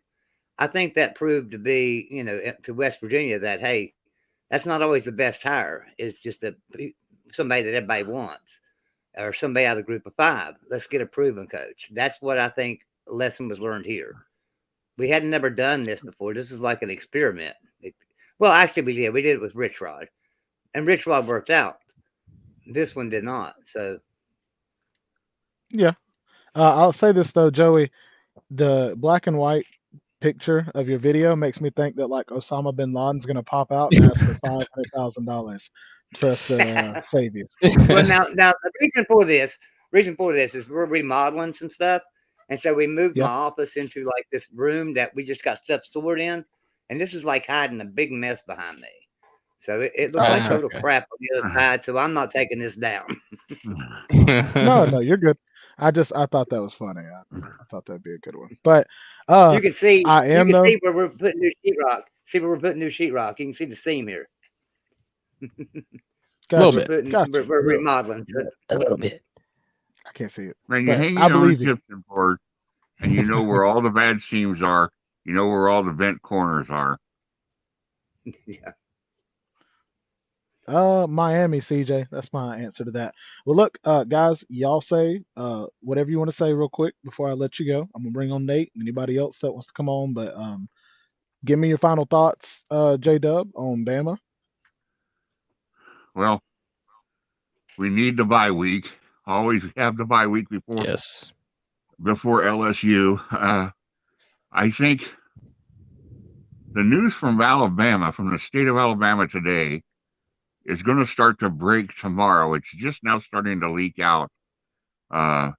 Keep your ears on. There is a mass Tennessee-style exodus beginning to start at Auburn. They've had 3 starters and their starting punter depart just today. We've heard there could be as many as 18 people who have had playing time this year. We're getting ready to leave. So the boat is taking on water at Auburn, and in the next 24 hours that we might hear a little bit more about it. So thanks for having me in, Tiger. Good health to everybody, and Nate and Lou have fun together. See you, man. I'll see you on next time, J-Dub. Now I do want to say this before I let Joey say his final thoughts on West Virginia. We called it. We called it about Auburn, though. We called it. There's no way both of your coordinators leave and all these rumors get out about, people not liking the coach and he's not this and he's not that. and all of a sudden, you're Oh, no, now. he gone. Yeah, it's like, dude, He gone. you that tight. And if Yeah, you're hearing reports like that, if what he's saying is true, which I haven't seen it, but if that is true, all that means is the players are catching wind. And the only reason players don't enter the portal this time of year is because they can't or they lose playing time. agreed. So if you see players entering the portal or announcing that they're going to enter it, I say portable all the time at work, so I get confused. But if you see them entering it or announcing that they're going to enter it early, it's just because they already know what's going to happen, or that they're just sick of it. So Now, I'm pretty sure they know what's going to happen. Shout out to Tank Bigsby. We would love to have you at Georgia. Come I'm on sure you in. would. The water's You can go in fine. there. The water's fine, big dog. Look, I mean, you get playing time. We're losing 2 running Actually, he backs. might. He might. He thought about it last year. But Maybe. anyways, please, sir, Mr. JF, Joey Foster, Foster of the Joeys, Foster of all the couches in West Virginia, please tell me how you feel about West Virginia. Well, I mean, I'm always a fan, but I'm not feeling real good right now about West Virginia. But I wanted to talk about one thing real quick, and that is there's a lot of games this week that are under the radar that I think everybody needs to be watching. And that's one of them is TCU and West Virginia. And the reason why is West Virginia's at the bottom of the conference, TCU's at the top. Another one, Virginia Tech, NC State. Virginia Tech at the bottom of the conference, NC State near the top. Michigan State, Michigan State at the bottom, Michigan at the top. California and Oregon.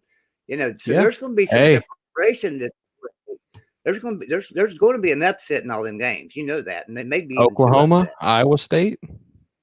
Right.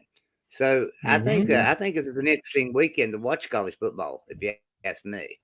And the fact that the TCU's coming to Morgantown, I don't care if there's not the 20,000 fans there. Morgantown's just a tough place to play. It's not necessarily the fans. It's the idea of the travel in and out. It's over mountains. It's down through valleys. It's on country roads. You ride for a mile. You thought you'd been on it for 30 miles. Especially on a bus. You said there's country roads. Just a few, yeah. Do they take you home? They take you home after you leave the stadium. Then country roads take your ass back to your plane, so you can go home. Yeah, that's funny. So, yeah. But Baylor. Look at Baylor. Baylor's a good team. Don't ever underestimate how good Baylor is. They came to Morgantown and got their butt kicked. And that was that Thursday night dog game, is what that was. Right. We kind of pushed him around a little bit. So it's a good idea to not ever bet against West Virginia and Morgantown. But this year, I have to say, I don't think we have anything for TCU. I think TCU wins this game pretty easily myself. So I agree, man. I do. It's TCU. They look really good, especially on offense. They're just quick. They're just really, really fast. Yeah. All right, man. I'll let you guys get back to your show. I appreciate you having me on. Y'all have a great night. You, Joey. Thank you, Joey. See you, bud. So great. That was awesome. There was 2 great calls right there. Or I say calls. 2 great guests. If you guys haven't RSVP'd, you're welcome to by clicking this link I'm going to post in the comment section. But yeah, Nate must have got tired of waiting. Yeah, Nate did. But I did want to say this about the Tank Bigsby deal, guys. Is Tank Bigsby or NFL eligible? Is he draft eligible? Yes, he is. But tell me, are you really going to rely on last year or the year before those years of tape? Like, you may say, Fishing may be like, dude, I'm just tired of it. Let me just go make money, bro. I know I'm good enough. It is what it is. Or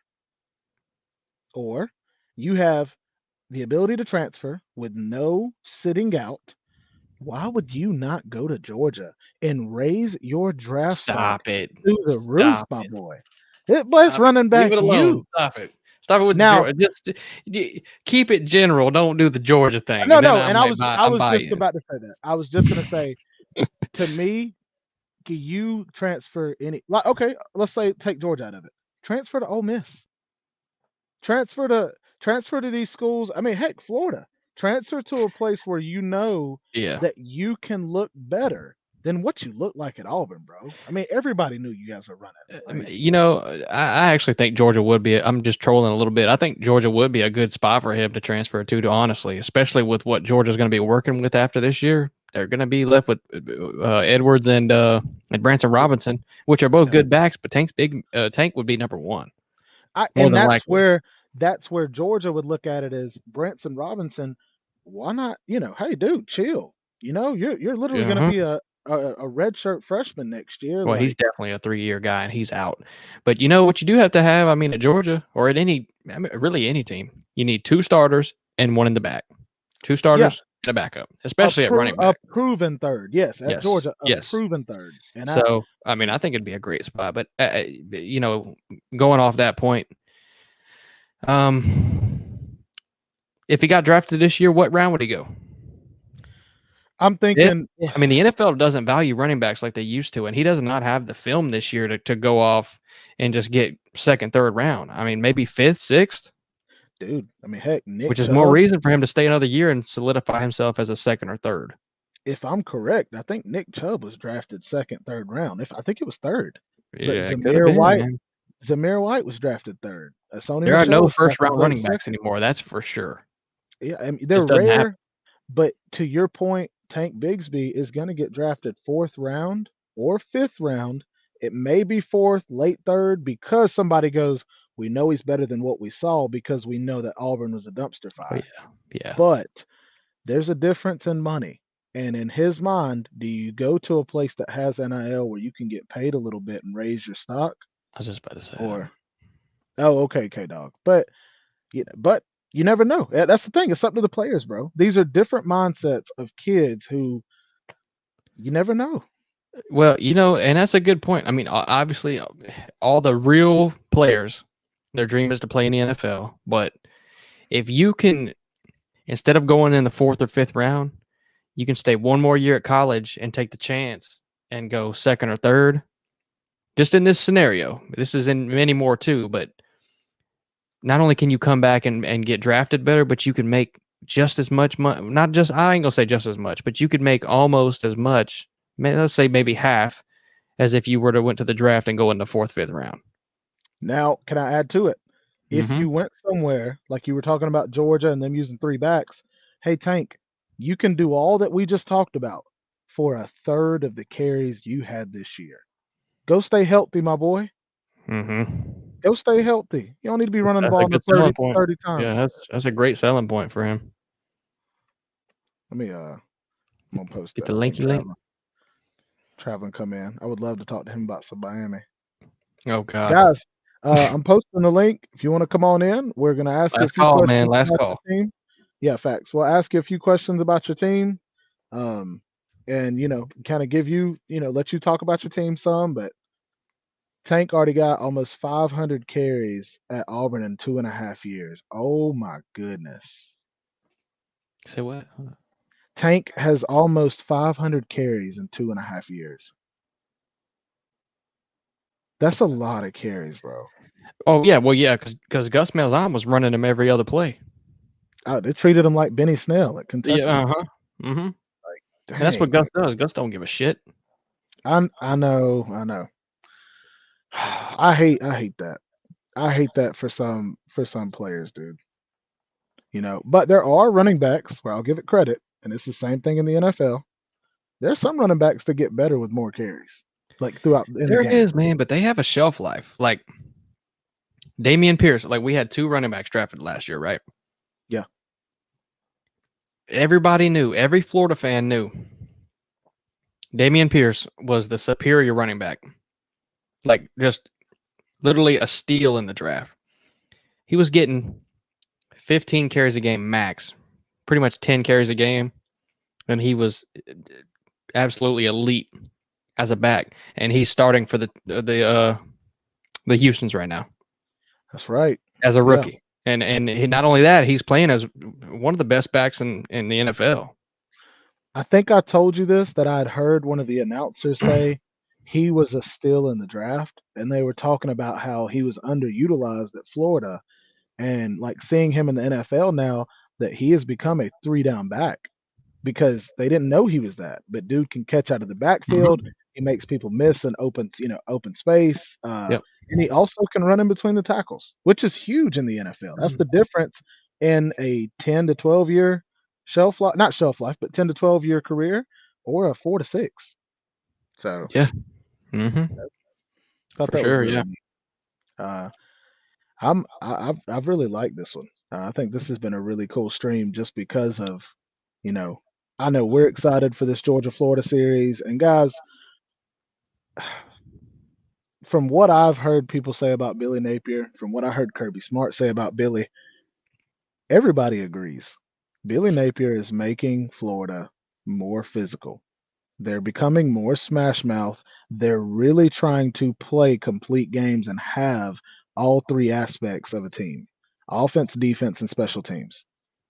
Dan Mullen focused everything on offense and didn't mind beating you 50 to 41. Now, did the fans mind? No, that's a W. But I think in the long run, it does help to have a more complete team. So that's kind of the part where it's not always going to be like this. You're not going to see these record-breaking spreads. I think Billy's going to be one of the guys that he stays. But I need you to think of some Miami questions. We're about to bring on Traveling. I'll ask him one, and then you think of one to ask him. But we have on the TF, the Traveling Fools, that gorgeous smile that he has. Look at this man. Yeah. What's shaking, guys? What's up, big dog? Man. No, man, just been sitting back, got wrapped up a evening of hell, I guess, working on a house and listening to you guys. That's what's up. Well, I'm excited. I know people have ragged on Miami, but I do want to hear from your opinion. Not just how this year's going, but do you think you guys are moving in the right direction in recruiting class and play? Like, do you like the new head coach? What are your thoughts on just Miami in general? No, I can sum that up pretty quick. So we got about 9 more weeks till things start looking good again. Okay. No. I get it though. That's the off season will be here. We'll be back to being on top of the world, man. Gotcha. And I mean everything's up from here, man. I mean we've already made it through the worst part of the year, and we're planning out now, and everything's going to be great. well, I will say, go ahead, Fisher. Go ahead. You're going to be 297-0 again. Shit, man, we're going to be breaking 500, man. We're going to be past 500 by the time we get there. No, as funny as that is, it is a good point. Miami's had a terrible season, and really the exact thing that they need is the off season and the recruiting class. Like that's literally going to make Miami exactly. Well, I mean, Fishing. I mean, you can kind of. I mean, how do you feel being the 4th best team in Florida? Well, last year I know how it felt, and it wasn't good. Oh man, I don't know about that, buddy. That was I don't know about that. Well, I like the fact that I so sarcastically talk trash about Miami in the offseason, that there is actually people out there that take me seriously. Oh yeah, definitely. Like, you're a fucking idiot. You think we're going 300-0? Yeah, we're really going. We're really gonna go. 14-0. I do like y'all's coach. I like the one last year, but seeing some of the recruits that y'all have gotten, I know it takes time to get recruits going, but if they stick around, I mean, yes, you know, I mean, I'd have bailed off the dumpster a long time ago, way before it caught on fire. But, well, man, that's. But I'm still here. I mean, you know. Now, well, see, maybe the recruits are still here too, just like you. You know, they buy in and they're a fan and they just can't quite leave. You know, they get bought in. What they need to do is buy in. That's where we're at now. That's the problem. Agreed. No, agreed. Oh boy, yeah. Now, a serious question for both of y'all: I don't know if you guys have seen it yet. What do you think about the new stadium that they're trying to build? Have y'all seen it? Are you talking about Miami? Mm-hmm. Yeah, it looks awesome. It does look awesome. I like it. I think it.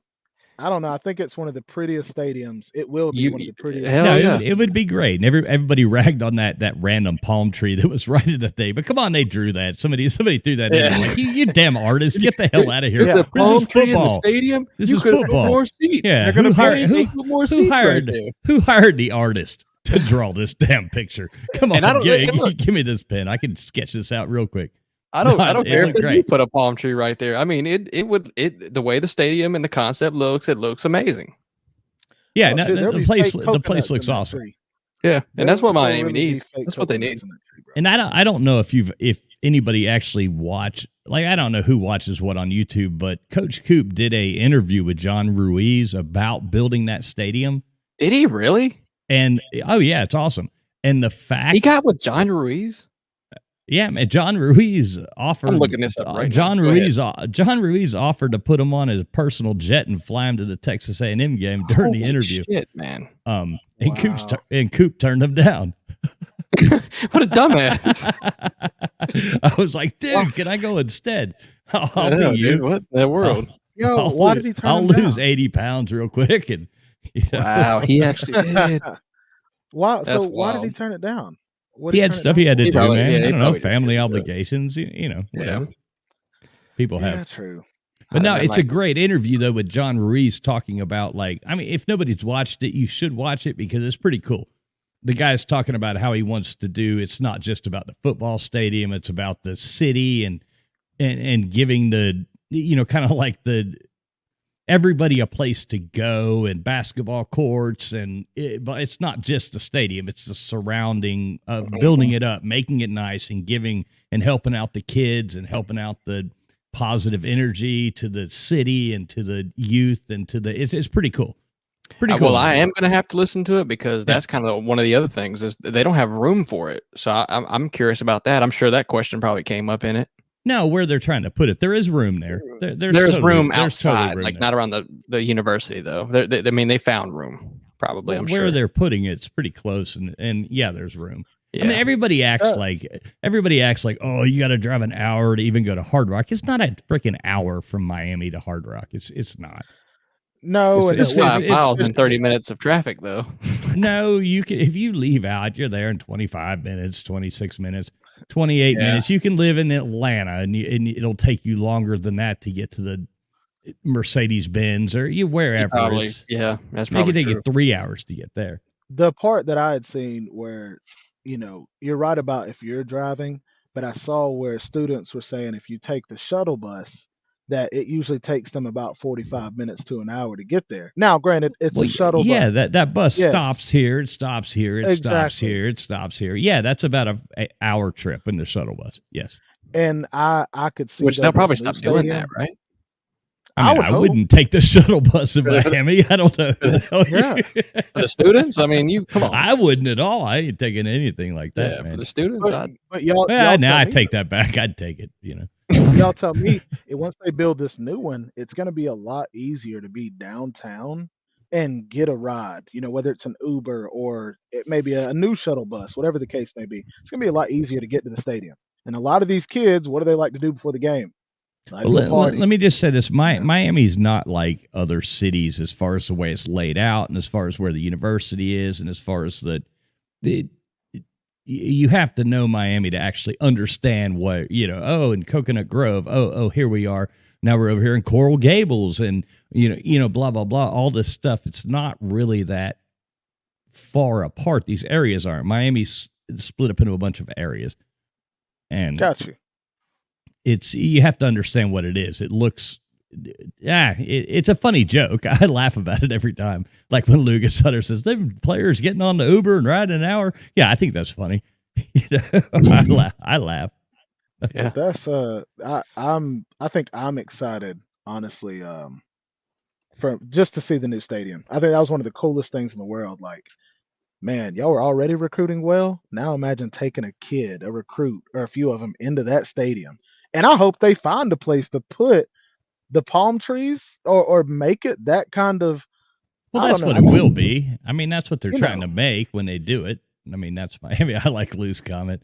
It'll have 20,000 It's 60K, seats, right? It's 60K, right? Full. The new one? Yeah. I want to say it was like 52, that's what they're talking. It's 52 or 48. Now, or whether 52. it fills up, we'll see. And okay, here's another argument for that, though. Miami's a private university, and I don't know if somebody could Google this, but how many students go to the University of Miami? 21? No. No, I don't know. I'll find out. Man, I'll look this up. Look that up. I mean, it's an interesting thing because it's not like these other colleges. It's not much. They're these huge. It's a private university. I want to say what, not much at all. 12,000 students, or not even. It's like 3 or something, I think. Nah, it's more than that. I would have. 19,452. This was back in 2007. I mean 2017. Okay, so 19,000 students. Yeah, about that. Where I got that from? That's fake news. I don't know where I got that from. For you played NCAA 2012. You were playing the football. Probably so. Yeah, probably so. Yes. But that's crazy. But still, that is less than most. I miss like back when the Orange Bowl was there. The Orange Bowl didn't hold like a ton of people, and I mean that used to be a really fun place to go. And they need their own stadium. That's what you're asking, Tiger. What my opinion is on them building the stadium? Build the freaking stadium. Bring back the stadium. Slim would disagree with you. Yeah, I know. Yeah, I know we do. We don't agree on everything. We agree on that we suck, but. Yeah. If you don't think that Miami needs a stadium, just for the culture of the program, just in general, I mean, it's just silly. Nate, I'll bring you on just a bit. I'll wait. You can bring that. You can bring Nate on. Wow. Because Nate will be the outro. He'll be the TV scared. You gotta let him merge just a little bit, man. Have to be the outro. I want to talk to Nate too, man. Damn, don't kick me out like that. Listen, it feels like fishing. It feels like we're in Edward Stream the other night. Everybody hating on us. Well, I'll say this about the enrollment deal: 19,400 students at Miami. Ohio University has 29,000. The University of Cincinnati, 43,000. The University of, where did I just see it? Bowling Green has 17,000. So if that tells you, but Miami's not a big university; it's small. Yeah, just to kind of put it in perspective to some of these other people who don't really understand. Not understand, just who just don't know. But yeah, that's wild, dude. People think that's a common misconception. People think, oh, the University of Miami, like it's huge, like these other. How many people go to Alabama or Georgia? What's UGA?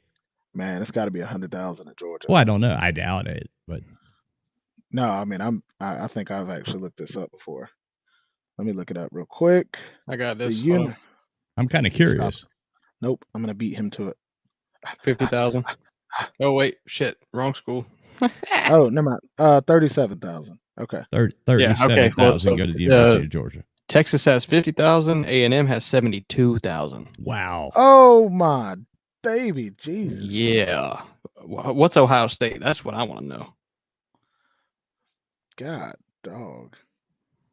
Let's do this. Highest student populations. 47,000. I thought that'd be more. Hey, Slim, you said Slim Shady Canes 3 times, and there he is. I know. It always works. Did it on purpose. Definitely did it on purpose. I think Slim has connections. I think somebody texts him and is like, hey, Slim, they're talking about you. Hey, man, get on there. I'm praying that Slim wears that Nacho Libre Miami costume he wore to the Slav Olympics to the Clemson game that we're going to. I hope he wears it. Slim, I know you said you're not against it, but you couldn't give less of a damn about it, and that's the problem. I think that y'all need it. That's my point. Yeah, Slim's never spoke out against the stadium, but he's never spoke out for it. He's a neutral person. He doesn't give a damn. He said, "I don't care at all." Right? He doesn't give a damn about it. All about it. Now, see, I'm totally in favor of it. I would be too. I would be too. That's where I'm at. So, and speaking of that, this is what I told TB the other day. Remember, TB, I told you Miami's the biggest program, Power 5 program in the country without a stadium. without their own stadium. So I'm thinking I'm going to write an Alabama. I'm thinking about writing this Alabama song, that is based on Rocky Top, but change the words. Okay. I'm thinking so this year. They might need that. No, I'm with it. I'm down. Because, I mean, it does seem like Alabama fans now are all of a sudden wanting to be Tennessee this year. I mean, they just want to be Tennessee this year, but they're not. It's kind of funny to sit back and watching Alabama fans. You know, when you get you go into a game and you start playing something and the other team gets you all flustered because they're just better than you are. And you start cheating and penalties here and penalties there. And because you're trying to get by with something because you're just flustered and you've been beat by a superior team. That's kind of what it was like to watch Alabama play. I mean, they got all those penalties. Now the fans are like, "Oh, it's because of the penalties. It's because of the penalties." It's like rolling in. Our wide receivers had penalties in their hands and they couldn't catch them this year. I don't even know. Tennessee paid the refs. They paid the refs. They put mustard on their hands so they couldn't catch the ball and made them slip. They were coating the ball in mustard. It's like endless excuses. But I mean, throwing threats. Traveling going off right now. It's just what happens, man. Nate, I am going to bring you in. I'm going to let Traveling stay. We've got about 5-6 minutes. I'm going to let you take the floor. Okay, Nate? Whatever you have to say. Well, I say whatever. It's been a while. We missed Nate a little. We missed Nate. Bro, Nate's been at Nebraska games. What do you mean? Yeah. Oh, snap. They done got me in the background. Hey, TB, can you hear me?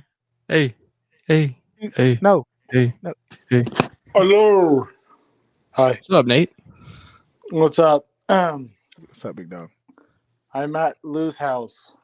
No, you're not. Yeah, yeah. Nope. Yep. No, you're not. No, you're not. Okay, you took a picture of Lou's living room and you're showing it to us. No, no. That's not Lou. That is Lou. That is your dog on the couch dressed up as Lou. I see what you're doing, Nate. Your season over. I'm sorry. Damn. Go in there. Oh. Okay. Yeah, thanks. Okay. But anyways, what's up, Nate? Talk to me, big dog. Well, my plane landed early than expected. That's a first. It's supposed to land at 10:21 p.m. To Augusta. It actually arrived really early, which is 10:07 p.m. Okay. Colby making me jealous now. Me too, Kobe. I agree. But, I think I was expecting Nate to be sitting in Lou's pimping chair and be in Lou 2 studio talking on Lou's microphone and pimping, man. If we're talking about that right now, I am. You are. Well, Nate, I need you to answer this. I need you to answer this for me. That's freaking awesome. I need you to answer this for me, though, Nate. Yeah. It's gonna make me mad, but I'm gonna accept it. Look at Nate. Look at Nate flexing. Look at him flexing. Look at him flexing. Nate, have you had Tommy fries yet? No, it ain't been enough time. That's for Friday. Okay. Hey, Nate. Nate, next time I see you, if you'll go over there and sneak over there and flip that Georgia Bulldog helmet upside down. Hey, chill out. I will. Man, hey, look at Nate. That's the thing. Before you leave, you got to do that, man. And I'll Next time I see you, man, I'll hook you up with something cool. Stop. He gonna hook you up with Nebraska tickets. You gonna go get to see a losing team again. You gotta stop. Or you just gotta flip it up. You gotta flip it upside down and just put it in random areas of the house. So that when Lou walks by, he just sees upside down Georgia. God dang it! No. I mean, I'll bet the chat would contribute to this. I'll bet everybody jump in there and throw in $5 for that. I was trying to ask you and TV and whoever to come down, but we were probably too far from Lou's. But Yeah, but Yeah, a little last minute. it's all right. But I'll say this, Nate. Yeah. No, go ahead. You go ahead, Nate. I forgot what I was going to say. Go ahead. Well, I was just going to say I could see the way this plays out.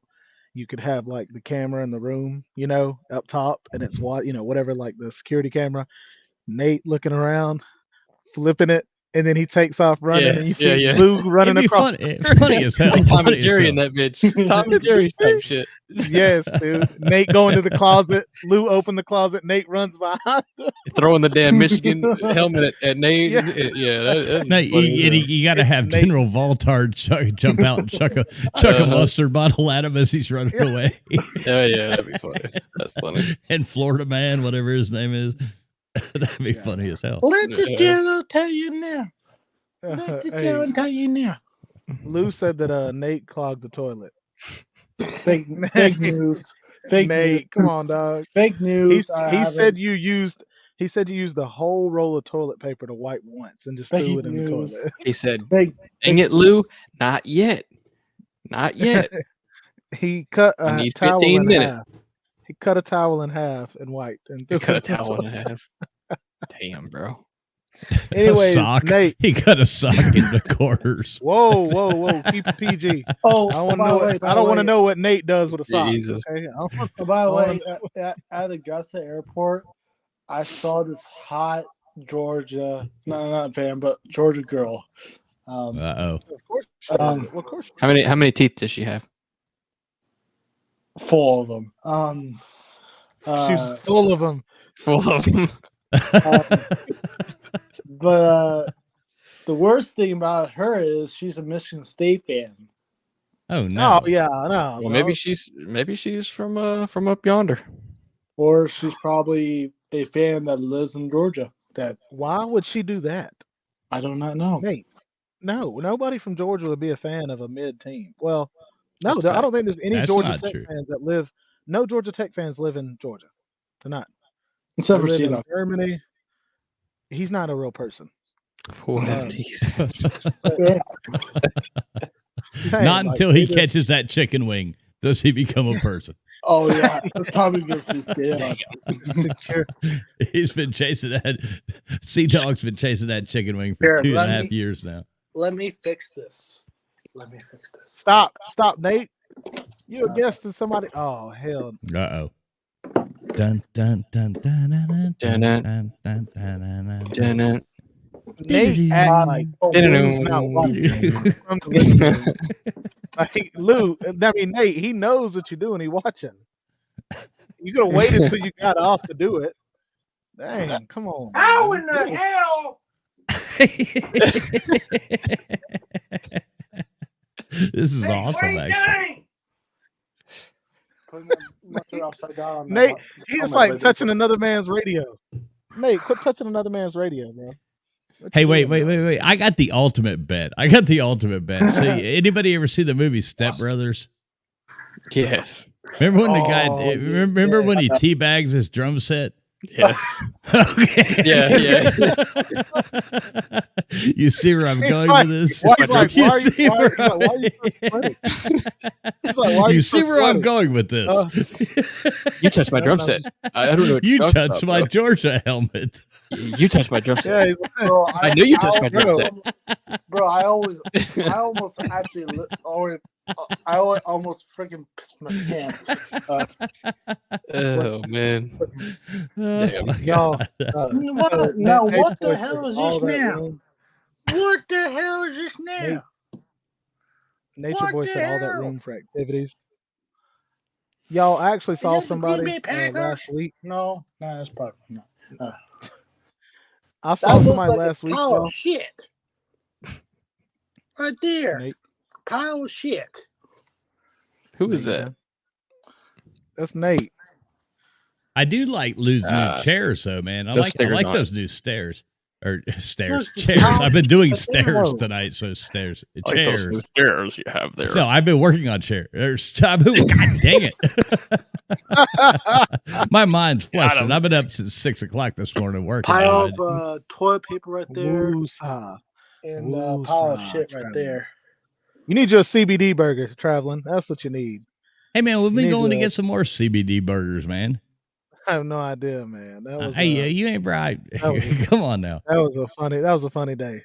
That was a funny day, man. I had fun with you. I had fun hanging out. Nature Boy says all that room for activities. Y'all, I was somewhere in public and this lady was like, wow, like this place is really spacious. And I was like, oh yeah, so there's all that room for activities. And she just looked at me and I was like, dang it. Like she didn't know what I'm talking about, so I just walked away. I was like, that's so awkward, bro. Like some people just don't watch movies. So Exactly, Nature yeah, Boy. it was very funny. Did you touch my drums? I've been living in that state for like 15 years. I know you touched my drums. Yeah, You exactly. touched my drum set. He's got his nut sack on the Why drum set. are you all sweaty? Just been doing some stuff. Like Look at him. He's wearing that shirt too. I like it. But tell me Them though, chairs I are mean, cool. Look at Lou showing off them Yeah. chairs, man. Look at that. He's showing them off. I am jealous of the chairs. Look at this. Look at this. I'm Hold on. jealous of the chairs. Oh my gosh. Ooh. The headrest. The headrest even moves. How They're far very can they professional. go up against the wall and still recline? That's what I'm curious of. Well, they have to be this far back. They have to be like 2 feet off the wall. Okay. Okay. Well, that's no, it's expected, about a though. foot and a half. Now I got a serious question about those chairs. If like honestly, where'd you get them? Valencia Theater seating.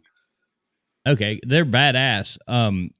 One thing, if Tennessee beats Georgia, do they give you a reach around or?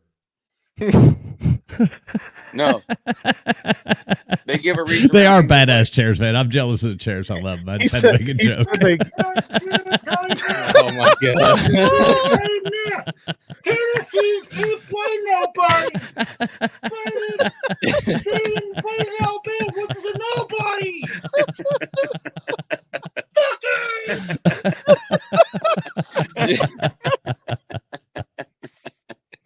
Oh, my damn, goodness. that's funny as shit. Oh man. Lou, well, I guess I was gonna ask Nate this, but I'd rather ask about Georgia. What are your final thoughts on this weekend, and how bad is it going to be for the Gators? Whew. Oh, is Nate back? Whatever's playing, I want to see it. That's DJ Ukulele. That's DJ? Oh, that's traveling. Yes. Good old Rocky Top. Floppy top. Floppy top Tennessee. Oh, sorry. Yep. Rocky top. Floppy Top Tennessee. My team sucks, so I'm rooting for Rocky Top.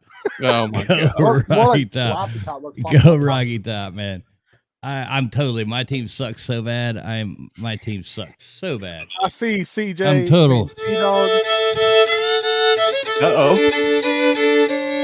Yeah, I'm totally Rocky Top, man. Let's go, baby. Let's go. Hey, that Dog. that actually sounded nice, Hey, except for the You song. got CJ, C-Dog, Nate.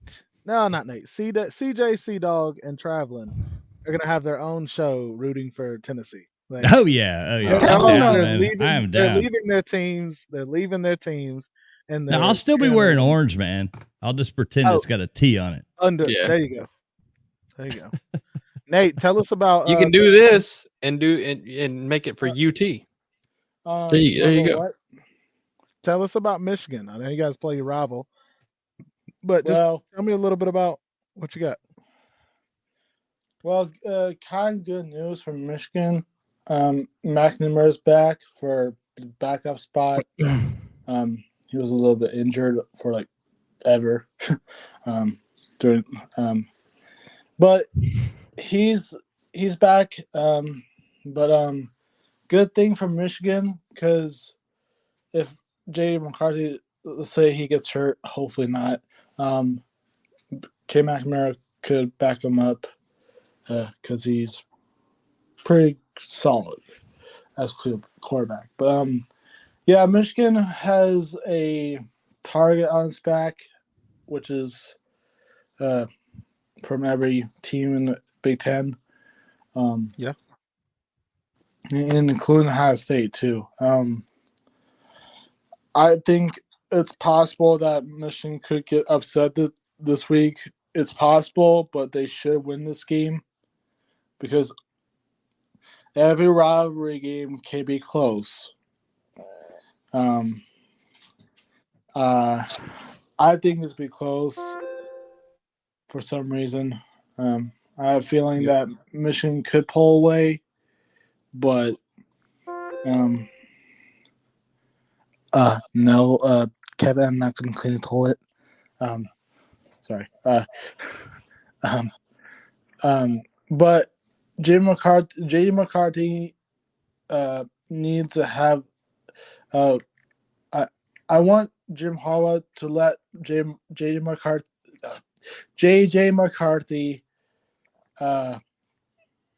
let loose J.J. McCarthy, if you know what I'm saying. Like, let him do what he needs to do. Like, he's a former 5-star for like 2 years ago, I think. Yeah, and let him loose. Do what he does, and stop making him a field general quarterback. Just let him loose. Let the big dog loose. And there you go. I still don't get why. Kato.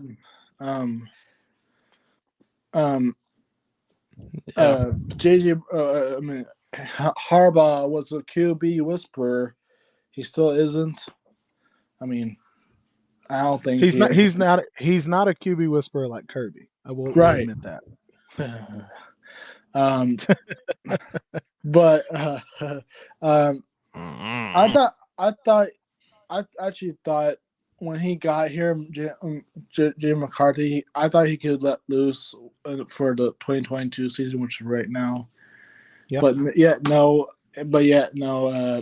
J. McCarthy still. I like J.J. McCarthy. I want Jim Harbaugh to just let him loose, do his stuff. That's all. But the defense on the other side. Yeah, I agree. I forgot to grade the mid-season grades for Michigan. Offense. This might shock you. Probably B+. No, that makes sense. Okay. Yeah, I agree with that. Defense, A. I think. A who? Like just A. A-B? Just A. Oh, you're saying A, not A. Letter A. No plus. Oh, letter A. Okay. You know that's a movie. Letter A. Yeah. Scarlet Letter. Nate, I will agree with you on the B+ on offense. I think defense could be a lot better. And now granted, I'm not saying that out of like my team is very great. Heck, my team's defense has been a B+ as well, if not a B-. Even though our offense has kind of been the reason we've given up certain points in certain situations, but we'll see though. Like I said, I think there's a lot of answers, a lot of questions. I get what you're saying because they haven't played nobody. Well, people are saying Michigan hasn't. I mean, they did beat the bejesus out of Penn State, but Penn State was a letdown for a top 10 team. No, that's still a good win. Yeah. Oh yeah, it is. Especially if Penn State goes into this coming game and plays very well. I want Penn State to win that game. I'm sure you do, sir. Of course you do. I just realized I was muted, but I just want to give a huge shout out to TB for knowing that the Scarlet Letter was A. That's all I got to say. I was going to say Scarlett Johansson. When I was in middle school, they painted. No, you don't have to explain. That's a literary kudos right there, my friend. I didn't realize I was muted. So that's so good. I was like talking like, damn, TV knew what the scarlet letter was, you know. And then nobody's reacting. I'm like, damn, dude, nobody likes stayed up me all anymore. night. I feel like I'm on an Edwards. Pope. I feel like I'm on an Edwards stream and everybody's yelling at me.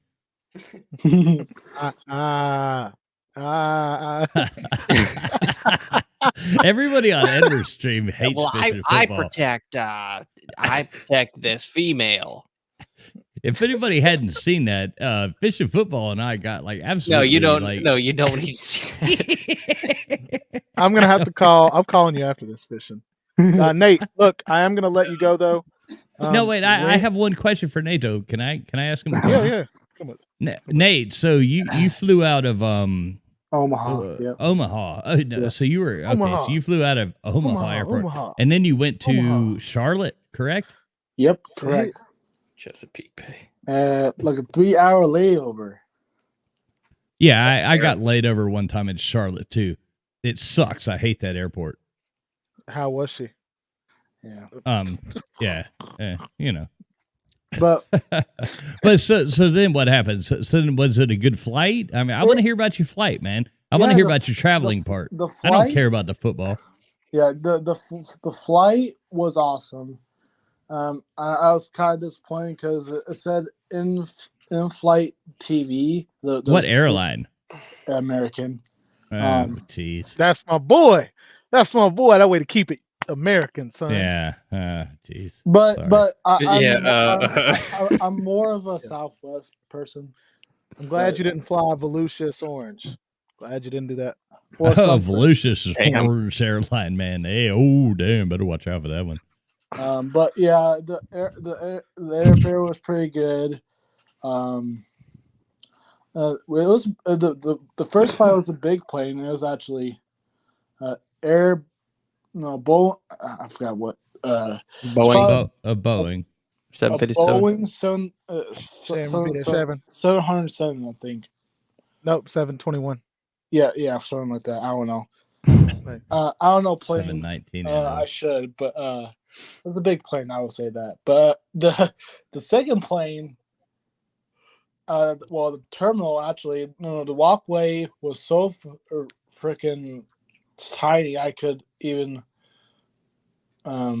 see the outside of the airport. Like you had to Hold on. In the comments. Hold on. Yeah, I want to ask that. You were picked up with a sign? That was where I was going, but I didn't know there was a sign. I wanted to know what the pickup was like. Yeah. That's where I was going with this. Okay, well let's okay. I find this out real guarantee quick. BA didn't disappoint. Okay. I want to hear this Yeah, story. BA, I did love your sign, by the way. I love it. What did the sign Nate, say? Tell us what the sign said. Okay. It says, Nate, who has Nate played? Who has Nate played? And and there's two sides actually. One more side. It's hammer time. Oh no, they did not. I love it. I love it. Did it really, Oh, man. Nate? That's really what it said? Yeah, basically. Yep. So who was holding the sign? Lou. Yes. And plus, Of course, Lou was holding that sign. The hammer one.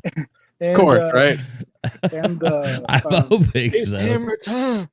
I could just see Nate doing the The DA sitting there Uncle like, Lou. who would you be?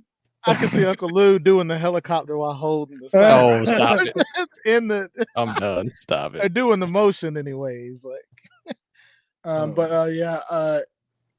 all airplanes were really good, and plus inside the second airplane, I had my own seat by myself, and it was freaking tight as f. Not gonna say the word, but it's tight. Like, thank you. um, you. Was it tight as in like cool like- tight?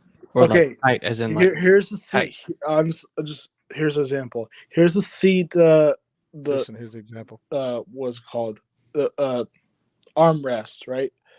Yeah. That's how Oh, tight it BA, was. you didn't get to make it. That's how tight it was. My legs were actually touching it, and Dang.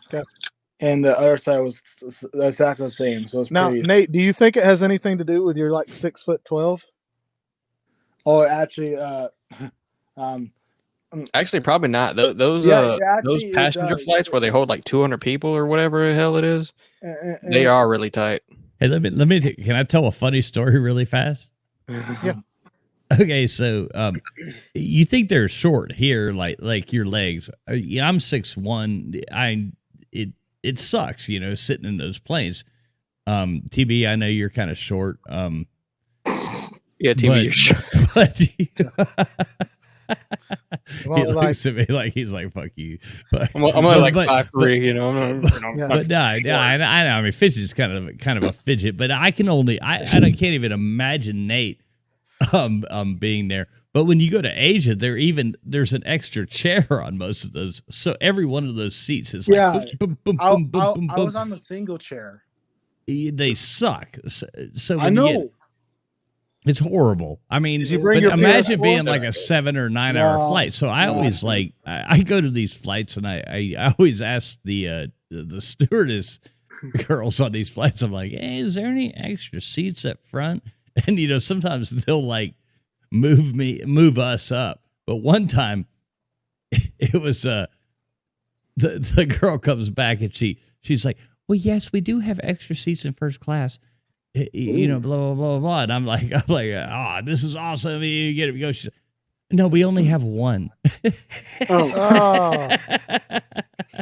And you're like, all right, babe, go up there. I swear to God, it was like that Seinfeld episode where I was like, do you mind shutting that curtain behind you because that lady back there keeps looking at me really mean? Bro, it was absolutely hilarious. I was like reclining in the seat with like hot towels on my head and stuff. I look back and Mrs. Bulls is like glaring. No. Nah, I mean we still laugh about it, but it really was funny. Me mugging you there. Did Nate watch any?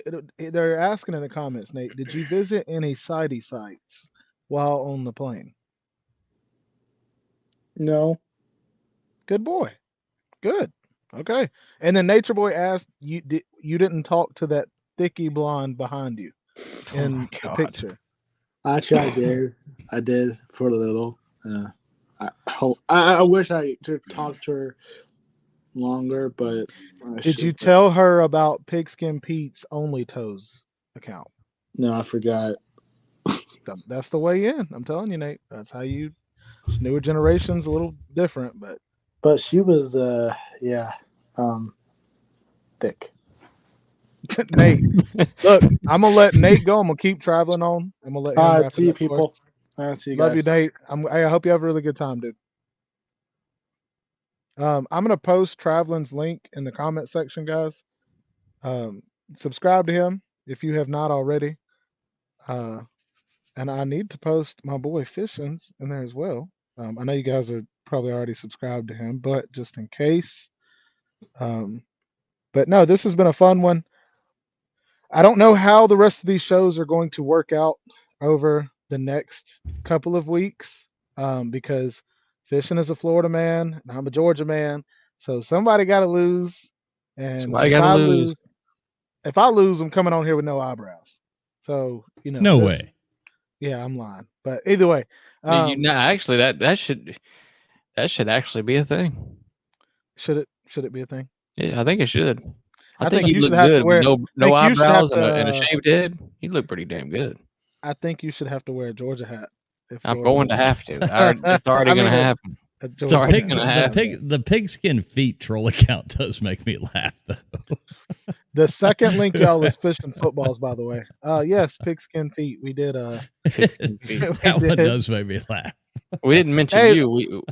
We need a Pigskin Feet and a Mrs. Feet account. That would be great. That would be great, bro. Wow. We need a bet. They could get on and like fight with each other. Like that would be funny. Nature Boy, you want to bet on stream? If Georgia loses to Florida, I will hang out with a homeless person. Nope. I will take the homeless person to dinner. Nope, because that makes you a nice guy. I'm not buying this homeless guy. Nope.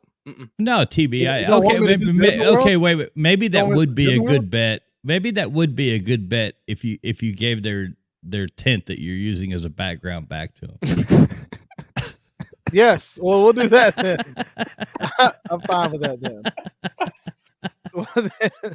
Well, then you guys gotta accept the bet. I wish I could I find love that. you, TV. I love you, man. I'm You literally trying to find that. I'm trying to find the homeless. Isn't right it all now. about smack talk, man? Come on. That was a good one. I'm literally trying to find a picture right now to put up on the green screen of me being like under a bridge right now. So as we speak, I'm finding it. But well, I mean, it's only fair that you do the same thing that Colby is doing that I'm going to do. You wear a Florida hat. Wait, you want me to do the same bet that you have with somebody else? That's not very original, bro. So let me ask this for 2 seconds. 2 seconds. So Okay. So Georgia man, Florida man, Yes. and you guys playing this weekend, right? Yep. And you do a show together, right? Yes. What is the bet that you guys have? Come on, you got to have. Well, me and Colby already have one because But Colby. not you and Colby. I'm not talking about Colby. I'm talking about you and TB. You do a show We together. haven't- You got to have we a haven't bet. We should. Are you We going to should. live stream the show? We're at post game. We are. Okay, Yeah. well, even post game, whatever. But shouldn't you guys? You do a come on? TB what's don't the want to bet me. TB What- doesn't want to pull up. You on don't me. make no kind of bets where you got to make God. yourself look like a sissy dancing around in some goddamn dress or nothing. But at the same time, you need to have at least some kind of bet where at least it's like, you know, wear a it's hat good point. or something. I always say sign All a right, dollar make- bill well, and do you- put it what on do you- my what ceilings. suggestions Or do you have?